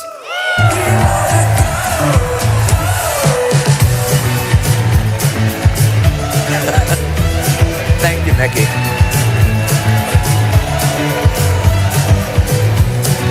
Thank you. Wow. Thank you. Mickey, it's so great to have you here. The first thing, the most important thing, I would like to thank you on behalf of our community for everything that you are doing to bring awareness to the problems, the modern problems that we're facing. It takes a man of courage. It takes a man of faith. It takes a man of God to do that. Thank and you. I am so honored to be associated with you. Thank you, David. I'm honored too. I am honored to be here. Thank you so much. It's great to see all of you way back there. Wow. I was blown away by stage B, and David said, come on over to the main stage. Wow. So good on you guys for all the good that you're spreading out in the world. I mean, that's really what the inspiration for my work is to counter all the negativity and all the harmful products and all the ways that we are being poisoned and lied to and divided, to bring us back together into a place of natural health and unity and love above all. Yeah. So I want to talk to you for a moment about COVID-19 and the pandemic, or the plandemic, more appropriately. So Lifewave, you and I came at this from a different perspective, but along the same line of thinking.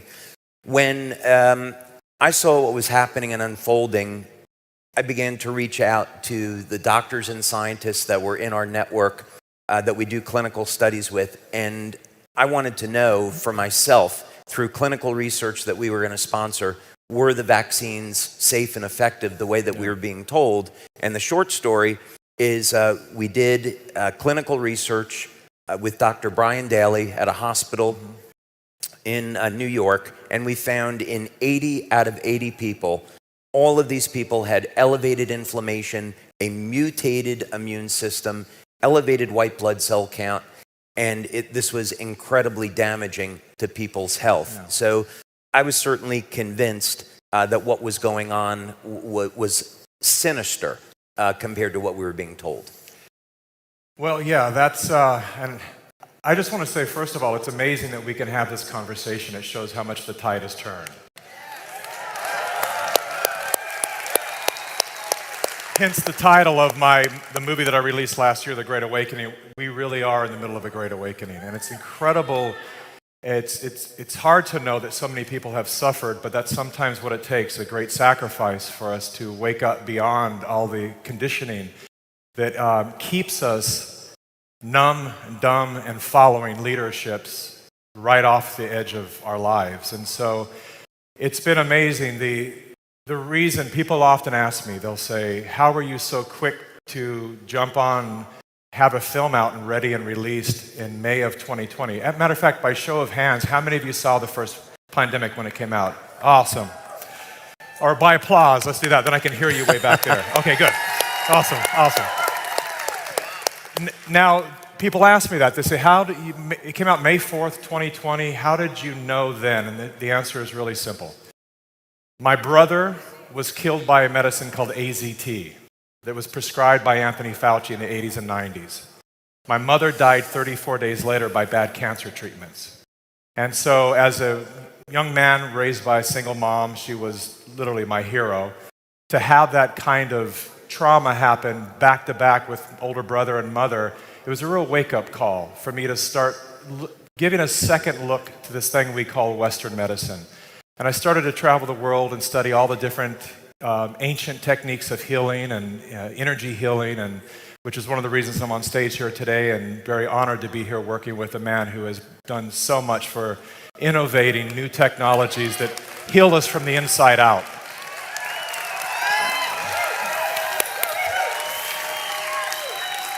And so it was a very risky and controversial thing that we did, as most of you had saw how much the media attacked us and attacked Dr. Judy Mikovits, who was featured in the first Plandemic film, which, by the way, thanks to the censorship, Plandemic 1 is the most seen independent film in all of history. 1.5 billion and beyond views that the movie has received right now. So that's what happens when they try to shut down the human voice and the human spirit. But it was, recognizing who was at the helm of the response to the pandemic. We weren't anti-vaccine or anything like that. It was just recognizing that the people that were at the helm of this and understanding medicine enough to know that you can't rush to market anything like that. There's a reason they call it long-term studies. You can't do a long-term study in a short period of time. And so we knew that something was awry, and that people were going to be harmed, and at the very least, people needed to at least have be able to make informed decisions about their health and what they put into their bodies. And to feel that our government was forcing and coercing people to do something, with or without religious exemptions or whatever it might have been, it really brought back a lot of memories of other parts of our history where things like this have happened. If you know the Tuskegee experiment and a lot of other things that have happened that was shock to us, that will we really allow this to happen here in America? And we certainly want to be safe, and we certainly want to honor the incredible field of medicine if it works and if it truly is safe and effective. But in this case, because of who was at the helm of this operation, I knew 100% that things were going to be corrupted by politics. And that's exactly what ended up happening. And now we're making movies on people which we're going to talk to you about it later, because there's a lot of people who have experienced severe injuries as a result of following the science. And they are in the thousands, tens of thousands of people and we have a movie coming out called Follow the Silenced, because these were people who followed the science and then they were silenced after they started to say, 4 hours later, and they haven't walked since. There's people in this film who are 22 years old who haven't walked since 2021. And so, when something like this happens, it's a wake-up call for all of us. And my team and I and everyone decided, we know that this could be literally the last move we've ever make. Maybe we'll never work again. Who knows? We're trapped in an industry that prohibits you from speaking outside the narrative. And in a country that's built and based upon, there's a reason that the Bible says in the beginning was the Word, and that our Constitution, the very first amendment, is about free speech. The power of our voice matters so much.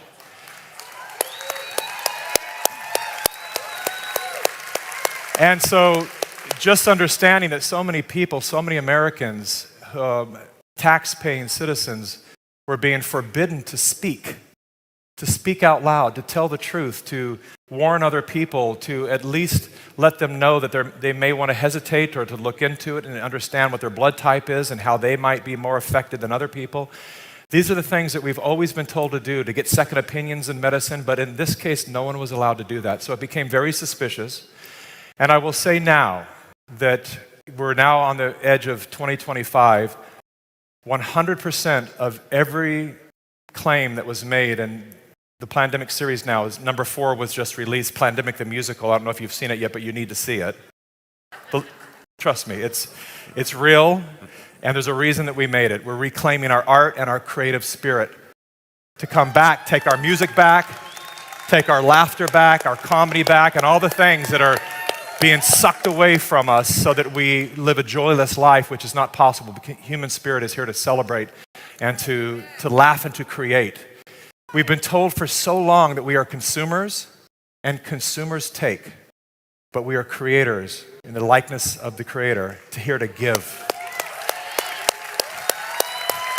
That was beautiful. Thank you.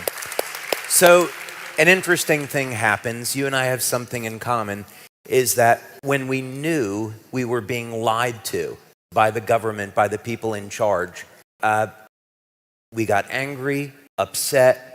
But what's interesting is we channeled that energy and became creative. So in your case, you started to put together works of art so you could communicate through the media that you're used to working with what was really going on, what was the truth. Mm-hmm. And in my case, I went into the lab and I said, I'm going to invent something, which became the water machine, so we could empower people with a technology that could change their lives. So now we would have these tools of energy medicine, science, communication, where we could push back against the narrative and empower people with freedom. Mm-hmm. And we've combined those efforts together.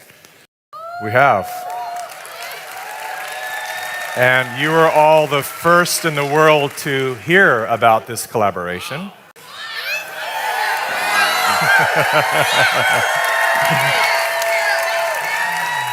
And I will just tell you, as we kind of tease it along here, I will just tell you that this collaboration, this untitled, unnamed collaboration, has already created a ripple effect of healing within my company. So we have a team of incredible filmmakers that travel all over the world. We have about 6 films and productions at all times. So when things come up, I have a researcher in North Carolina right now, and whatever is happening, whatever the media is lying to us about, we send teams there and we start to find what's really happening.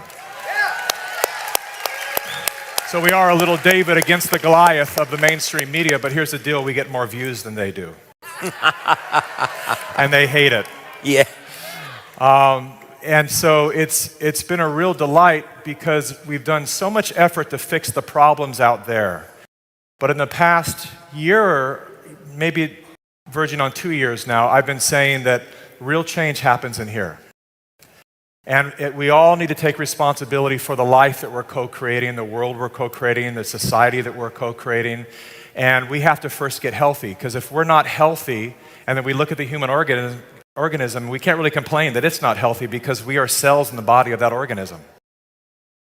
And so the work that we're focused on now is solution-based, because we all know there's a problem, and we all know there's a multitude of problems, and the problems are going to continue to be there.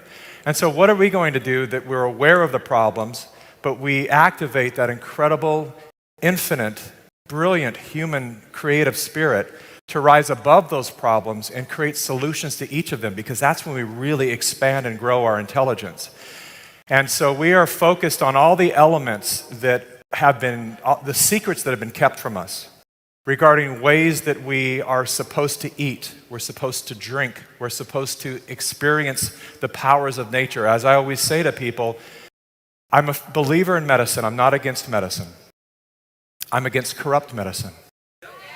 I'm against the politics of medicine. I'm against the medicine that is there to keep us sick and unhealthy so that they get rich.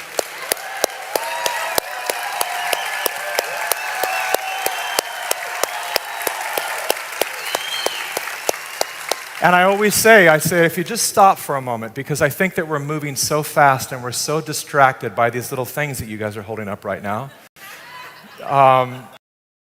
We're so distracted by design that we forget to stop and to understand just how magnificent this experience of life is. Every medicine and food that we need grows from the ground. And it is often in primary colors and in the shape and design of the very organ it's meant to affect. You crack open a carrot and you look at the inside of a carrot and it looks like the pupil of an eye, and guess what? It's great for your eyes. A bell pepper, 4 chambers in the shape of a heart, and guess what? It's good for your heart. Avocado in the shape of the cervix with a seed in the middle, and guess what it's good for? And we go on and on. A walnut. Open that up. It looks like a little mini brain with 2 hemispheres, and it's brain food. It's almost as if God said, children, one day you're going to lose your way, so I'm going to make these things look like exactly what they're meant for in primary colors like Legos, so you don't get confused, and they're pretty enough to fascinate you that you might eat them. And then we have these industries going, no, look away from all that. Look away from all of that. And just use the synthetic stuff here that's going to keep you dependent upon our system. And the people, the gift of COVID, I've traveled all over the world, met with audiences this size and smaller, all over the world, is that people are waking up to realize that. And they're waking up to understand the potential of the human body when we feed it right, when we understand the power of light, the power of water, and really take control of what it is that we put into our bodies and what we put out, what we broadcast out of our bodies. When we're responsible for that. And I've seen around the world, I've said COVID unleashed and awakened and gave birth to a generation of citizen journalists. Because in 2020, I could send out my latest research and I could go in front of an audience like this and I could tell you my latest research and people would go, no way, what? I can't do that anymore. Now I can tell you what I think is the most mind-boggling information, and half the audience goes, yeah, I saw it. Yeah, I shared it yesterday. Oh, yeah, I know that. Everybody's aware now. They're aware, they're awake, you're sharing information online, and you're paying attention. And we're particularly paying attention to what's happening within our government. And that's the thing that we're working so hard to reshape right now. But it all starts with what we do on the inside. So that's why when this opportunity came up, and there's some people I want to thank that couldn't be here today because they're so busy. My team is on a flight right now, I believe, to do an interview that might pertain to this collaboration up here, perhaps. And so they couldn't be here. So I want to thank Matthew Guthrie, Tyler Lindsay, Eric Felderhoff, my wife who is here. My wife and children are here, right there. My wife who's my producing partner. I want to thank Jim Caldwell. I want to thank I want to thank David. Thank you so much, because it's changing the shape of our business already. I was telling him backstage that, we spend 12 hours a day, at least 5 days a week, and we look at all the footage, and some of it's really bad. We see the footage that gets blurred out on the news. We see the raw stuff. And we become thick-skinned because we love what we do and we know we're in service, and we know that we're on the right side of history, so that keeps us going. Yet, we're susceptible to the negativity at times, and it can sometimes weigh us down. And the project that we're so honored to be collaborating on right now has changed the DNA, literally, in my company, such that we're starting to feel a lightness within our work. And it's been therapeutic for us in so many ways that I thank you so much, because there's so much more light infused in the work that we're doing now, and you're about to see a little bit of that. And it's been a real honor. But last but not least, I want to thank a friend of about 20 years, Beamy Casey. Beamy Casey has been a dear friend of my wife's and mine for a number of years, and without her introduction to David, this project that we're about to unveil in front of you right now would not be possible. So thank you, Beamy, so much. Thank you so much. Thank you, Mickey. So I think we've probably teased them long enough. So, dear family, our Lifewave family, we introduce you to a new technology this morning, our water technology, our water machine. And I know you're excited about it. You want to share it with the rest of our community, your brand partners, your customers. But what if we could bring this technology to the rest of the world so that everyone can hear about Lifewave and light-infused water?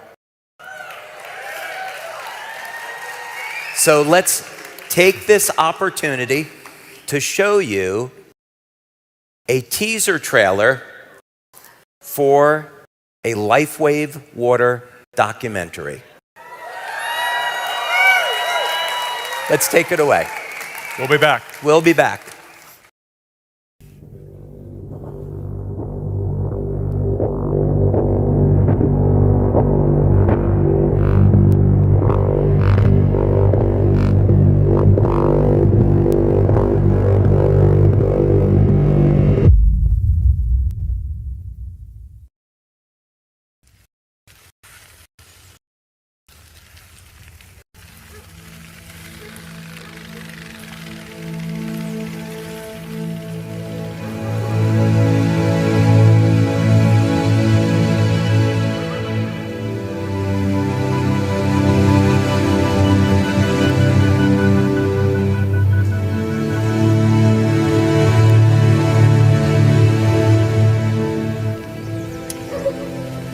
I was about 7 years old, and we had a family get-together at my grandparents' house, and one of my uncles was an inventor for Bell Labs, an extremely successful inventor.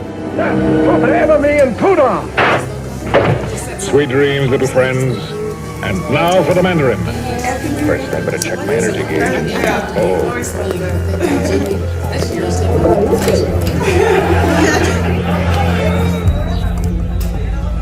My cousins, they said, hey, let's break away from the adults, and we want to go take a look at something.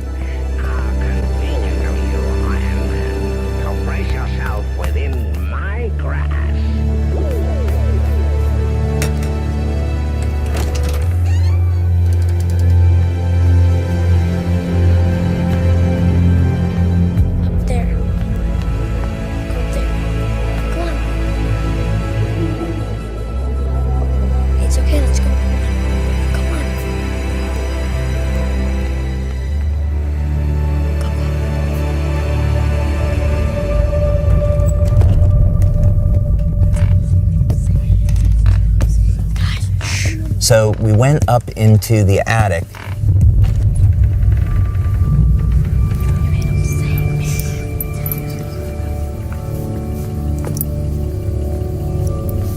Being in that environment, something started to really resonate with me. I just thought this was the coolest thing.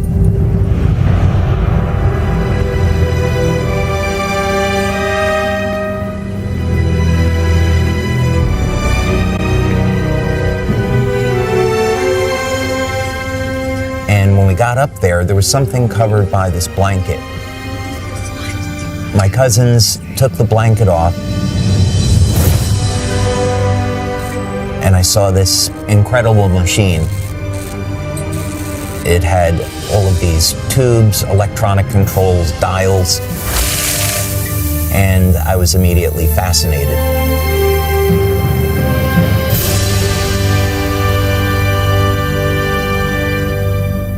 It was then that I knew that I want to be an inventor when I grow up.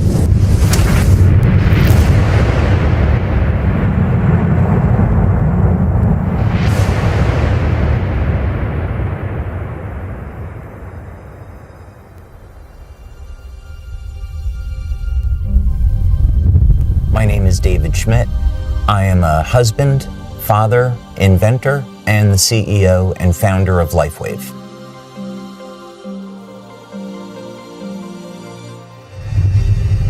From when I was young, I always had an interest in exploring the world and learning about how things work. We didn't have the distraction of cell phones and computers, so I spent a lot of time outside with my friends, exploring the natural world, looking at insects, going for walks in the woods, and trying to understand how all these things in nature function and enjoying the beauty of it. So we've asked science to tell us who we are. We have an answer, and many scientists are not comfortable with where that answer is leading. The origin of life problem is, I think most scientists today claim that that is the most difficult problem, and we still face it. Sometimes people talk about, well, we could create life in the lab, but in that case, it's usually an intelligent design explanation because you have the scientists with their intelligence, bringing together chemicals, not that they find in nature, but from a chemical supply company, and then putting them together in some very intentional way. Science is arriving at the place where our ancestors invited us to begin. And that is with the understanding that we are part of, rather than separate from, the world around us. Could it be that who or whatever is responsible for us left us a message? If this is true, where would we look for proof? God has left his fingerprint in nature and in natural design. And by studying nature with this perspective, we can unlock some secrets that have been hidden. The DNA is thought of as a reservoir or a repository of information, but actually it's much, much more than that. There's a message encoded into the DNA of all life. What it says is that the elements that make us who we are not random. And as we begin to embrace what that means, that we're part of everything that we see happening in the world, it gives new meaning to what it means to be human. Not only are we more than the product of random processes, but we are designed to interact with the world around us as well as the world within us. In our DNA, there is actually a link to the ether where light is emitted. Light is information.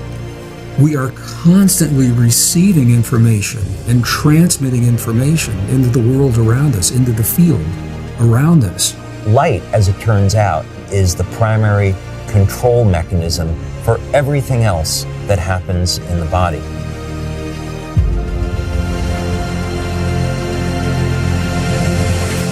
If we can understand the language of the DNA, the code by which this all works, that means we can use light in an entirely different way to improve our health, our quality of life, and even change the way we age. What if we could have an external electromagnetic field that would essentially reset the stem cells that are already in our bodies and get them to function like younger, healthier cells? What if we could embed wavelengths of light into water that would trigger the regenerative mechanisms and cause people to heal at a rate as when they were younger? What if we actually found out that in a book that was written thousands of years ago, that information already existed? The first sentence of the book of Genesis is about, in the beginning, how God created the heavens and the earth. So when God was creating the heavens and the earth, there was a mathematical blueprint, and that blueprint shows up in nature. And it happens to show up in organisms that don't age. The mathematical codes are identical.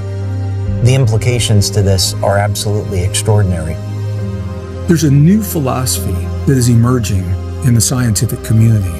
And the philosophy simply says that consciousness informs itself through its creations. And I think it's no accident that it's only now, at this time in history, only now, that we find the message that reveals the deep truth of our existence. The question is, what is our potential? What are the limits of a human body? What drives me is that there's this enormous sense of hope that we can create technology to generate clean energy, that we can have foods that aren't genetically modified, and we can meet all of the needs on the planet that we have to, and that we can heal people and give them their lives back. In the beginning, God created the heavens and the earth. There is more information there than most people would ever realize.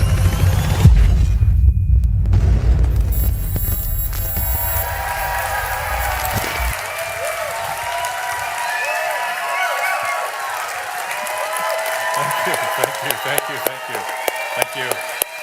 Wow.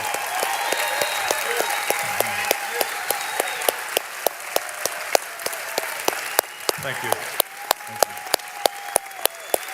What would you all think? What would you all think? He said, what did you all What think? would you all think?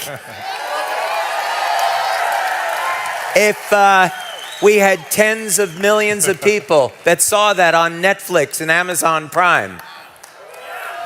Yes, yes. Or maybe at a film festival. You know, a little story here I forgot to tell you that I've not told you yet, and that is my incredible wife, who's waving over there somewhere. We've been connected with this company for a little over a year now, even though we just met 4 months ago or so. So my wife, we edit our editing facilities in the basement of our home because I like to be at home. I like to be able to see my children every day and not be separated from my family. And my wife has learned that our schedules are so intense that she often comes over, and thank God we trust her, because if she wanted to poison us, she could do it easily, because our whole team trusts her. She'll just say, here's some vitamins for you, take these, and here's some new this, and drink this, and here's some electrolytes, and she's constantly keeping our team. But sometime about a year ago, she started coming around and sticking these things in the back of my neck. And I said, what is this here? And she would say, just go back to work. And she'd stick it on my editor's neck, and she'd go around, and everyone's going, wow, cool, this is really great. And I will tell you this, that it was a pretty common thing that we would push ourselves so hard, because when we get to the end of a deadline, we'll do 24 hours straight, that there would be a cascading effect of people getting run down, and it would really disrupt our workflow. And I don't know, but in the past year, we've had none of that experience. And so we were already connected through my wife, and now we get a really good deal on these things, so it's awesome. Well, Mickey. Oh, hey, there it is. Mickey, I want to thank you for your courage and for speaking out and being a voice of light in these times. You are absolute proof that we can push back against the darkness. We can fight these people and we can win. Thank you. Thank you, David. Thank you. Thank you all. And thank you to you. Thank you, Jim. It's been such a pleasure so far working with you. I know we've developed a lifelong collaborative friendship here and partnership. And I want to thank all of you for the energy that you put into the world to make our human family healthy and happy again. Thank you so much for that. Mickey, thank you so much. Thank you. Thank you. Mickey Willis, everybody.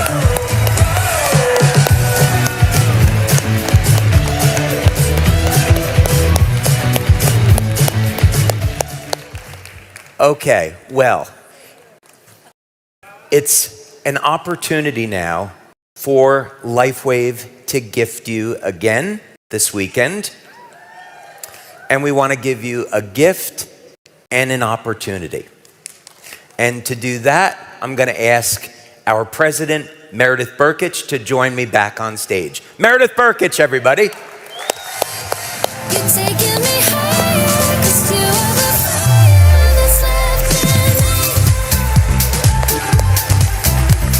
Wow, wow, wow, wow. Was that a see the light moment? Are the wheels in your minds like spinning about what this means to Lifewave and to your future, to the future of your business and your ability to change the world? So when I want to take a moment and thank Jim Caldwell, because Jim is our global VP of special projects, and Jim is my right-hand man. And honestly, all of these extra things outside of what we do each day to support the network, a lot of those things wouldn't happen without Jim. So Jim, thank you for being a part of this documentary project and for doing such a great job. I think what stands out to me the most at this moment, everybody, is that we talk about all the time that Lifewave is an innovation company, a company about innovation. But it isn't just about what happens in the lab. It isn't just about what David invents and creates with his teams behind the scenes.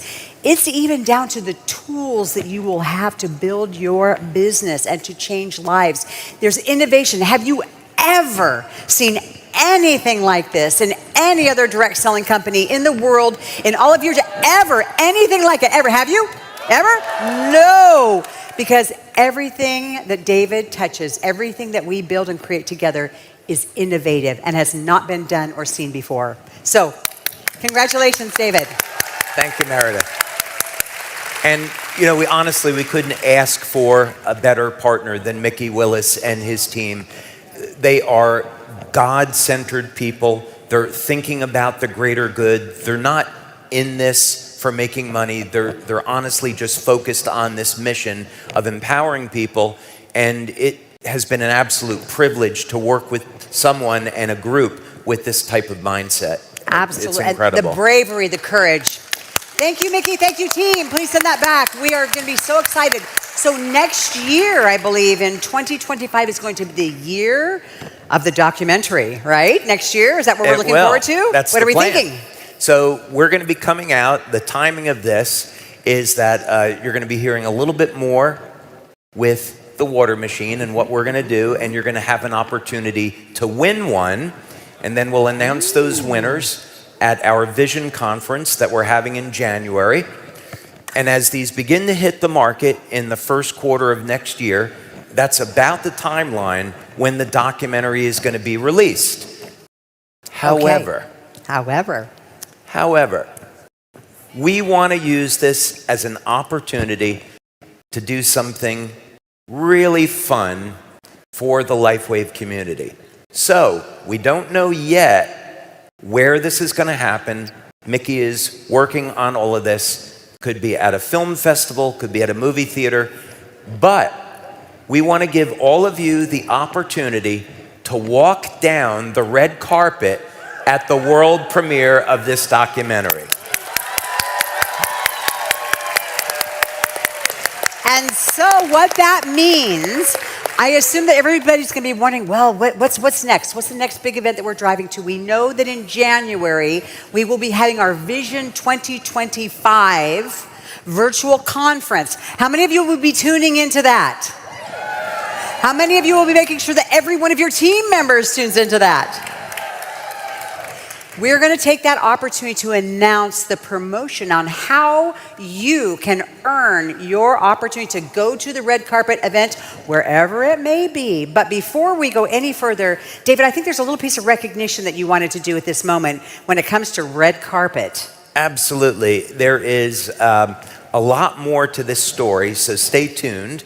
However, Meredith, correctly, none of this would have happened without the power of networking.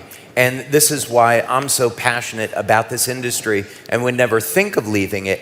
Lifewave, all of this came as a result of networking. and this is a great example. So we were connected to Mickey through Bimmy Casey, and we want to take this opportunity to thank Bimmy for bringing us all together and for facilitating this and for helping to make it happen. So please give a warm Lifewave round of applause for Lifewave brand partner Bimmy Casey. Bimmy Casey!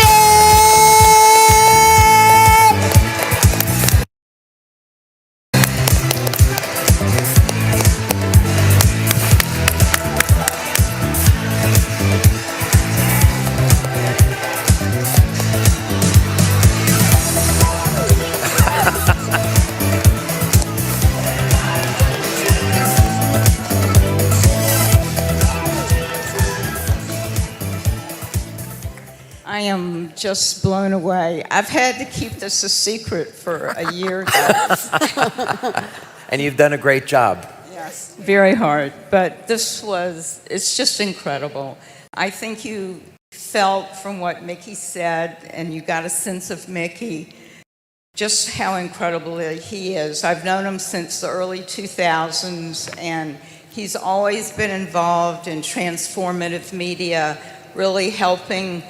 He's a light worker in the media, and he brings just the truth and just so much passion and creativity. And this story that he's telling is wonderful.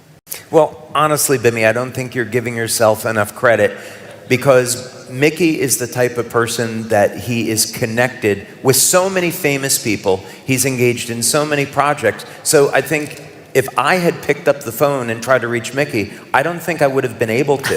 That all happened because of you. Okay.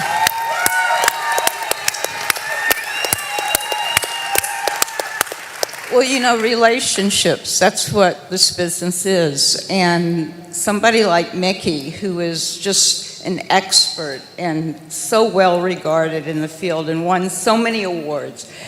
And when we were talking about how to get this message out, it was like Mickey. He was really the only one, and I knew what a great job he's done on everything. So it was a perfect fit. Yeah, you know. I happened to be, through grace, in the right place at the right time. You know, I'm just a vehicle. You know, and it was so interesting because when we connected on this, at the time we were thinking about the patches. And Jim and I were talking about this as like, okay, this is an incredible opportunity to work with Mickey. Let's think about this. And as we talked about a story and how the story would be told, it started to become really evident that this needs to be about light-infused water. And this is a new opportunity. And then the storyline for the documentary, it was a gift. It just unfolded. You know, that's the grace of God's presence. So I feel incredibly fortunate that the timing was that we were ready to tell the story about the water. Yeah, I mean, perfect timing. Just like you were ready to introduce it. You've been teasing us for a year. And we've been waiting for this. And it's like bringing a Lifewave out into the world so that we can all benefit in a bigger way. Because who we are, and that we're all light workers, and we really care. And this is going to turn the whole world on to Lifewave. Now, I know you're excited about walking down the red carpet. Yes, I'm ready. I've got some of my clothes already. I want that front row seat, right? I think we can make that happen. I think for we can Bimmy. make Don't that you happen. think so? A front row seat? I think we can make that happen. I think we can do that. But we can also go a step further, because the plan that we have is to get this released into either a film festival or into movie theaters, and then get it onto a major platform. So Mickey has a plan for doing that. But the important thing is that we potentially have millions or tens of millions of people around the globe that are going to hear about Lifewave for the first time. And Meredith and I are talking about putting in systems. We've had this discussion with our customer service and our IT, so that people can call into a central line, go to a website, and then we can cultivate these leads of people that are interested in Lifewave and get those leads over to you. Exactly. And I think that this is the power of that third-party validation for yourselves, too. We all know that it is great to do what? Point to the tool. Point to the tool. We have the relationships, but we want to point to the tools. And we at Lifewave are going to provide you with the most cutting-edge, innovative tools so that building your businesses is effortless. So you all excited about this? So we will keep you posted on the release date of the documentary, on the incentive program, and that's going to be one of the many, many exciting things that happens in 2025. The release of the water machine, the release of the documentary, and some other things that are going to happen that year as well. So thank you for being here to experience the premiere of this teaser trailer. And we're just incredibly excited that we're doing something new and innovative in direct sales and bring it to you first. Absolutely. Welcome to the light, everyone. Thank you, everyone.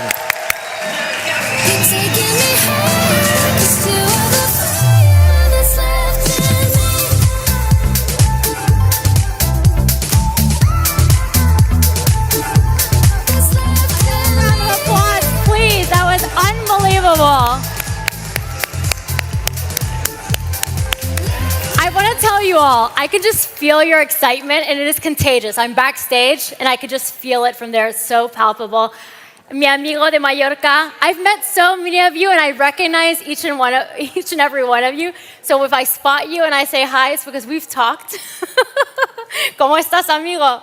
See, this is from me going into the AI machine. Now I speak perfect Spanish. ¿Qué tal? ¿Todo el mundo bien? Bien. Okay, guys, this has been an incredible day. I am so excited about tomorrow. But before we leave, I want to tell you about a few options. So dinner options. If you're having food near the hotel, you have the food court in the grand ballroom that we've activated for you. Food trucks are between the tower and the atrium entrances. And as I mentioned, you've probably already seen this, but we have a ton of healthy choices. We talked about what we put in our bodies and how important that is. And we're making sure that that message is also within what you consume here near the hotel. Other things, staff will be removing personal belongings tonight, okay? As soon as you leave the room, they're gonna go through and pick up personal belongings. So unfortunately, you cannot save your seat. I know that a lot of you, I came here at 5:45 in the morning and saw a lot of you outside already. No need. I think we can all get in and it will be fine. And you see that you can move between the two stages, and they've been great. So if you have any questions regarding the pickup awards, so the big thing that Geraldo mentioned earlier was to pick up those specific awards before your recognition tomorrow. If you can, do that before 8 a.m. And then anything else that you need, we have several booths outside. I am so incredibly excited to see you all tomorrow. Doors open at 8 a.m. We pick up here at 8:30 a.m. More surprises, and as you saw, I did not lie earlier about the Star Trek-like surprises. We have more surprises tomorrow and some incredible surprise performances. So I'm really excited about that. Thank you all so much. The night is yours. I hope you have something very special planned. Thank you. Bye, guys.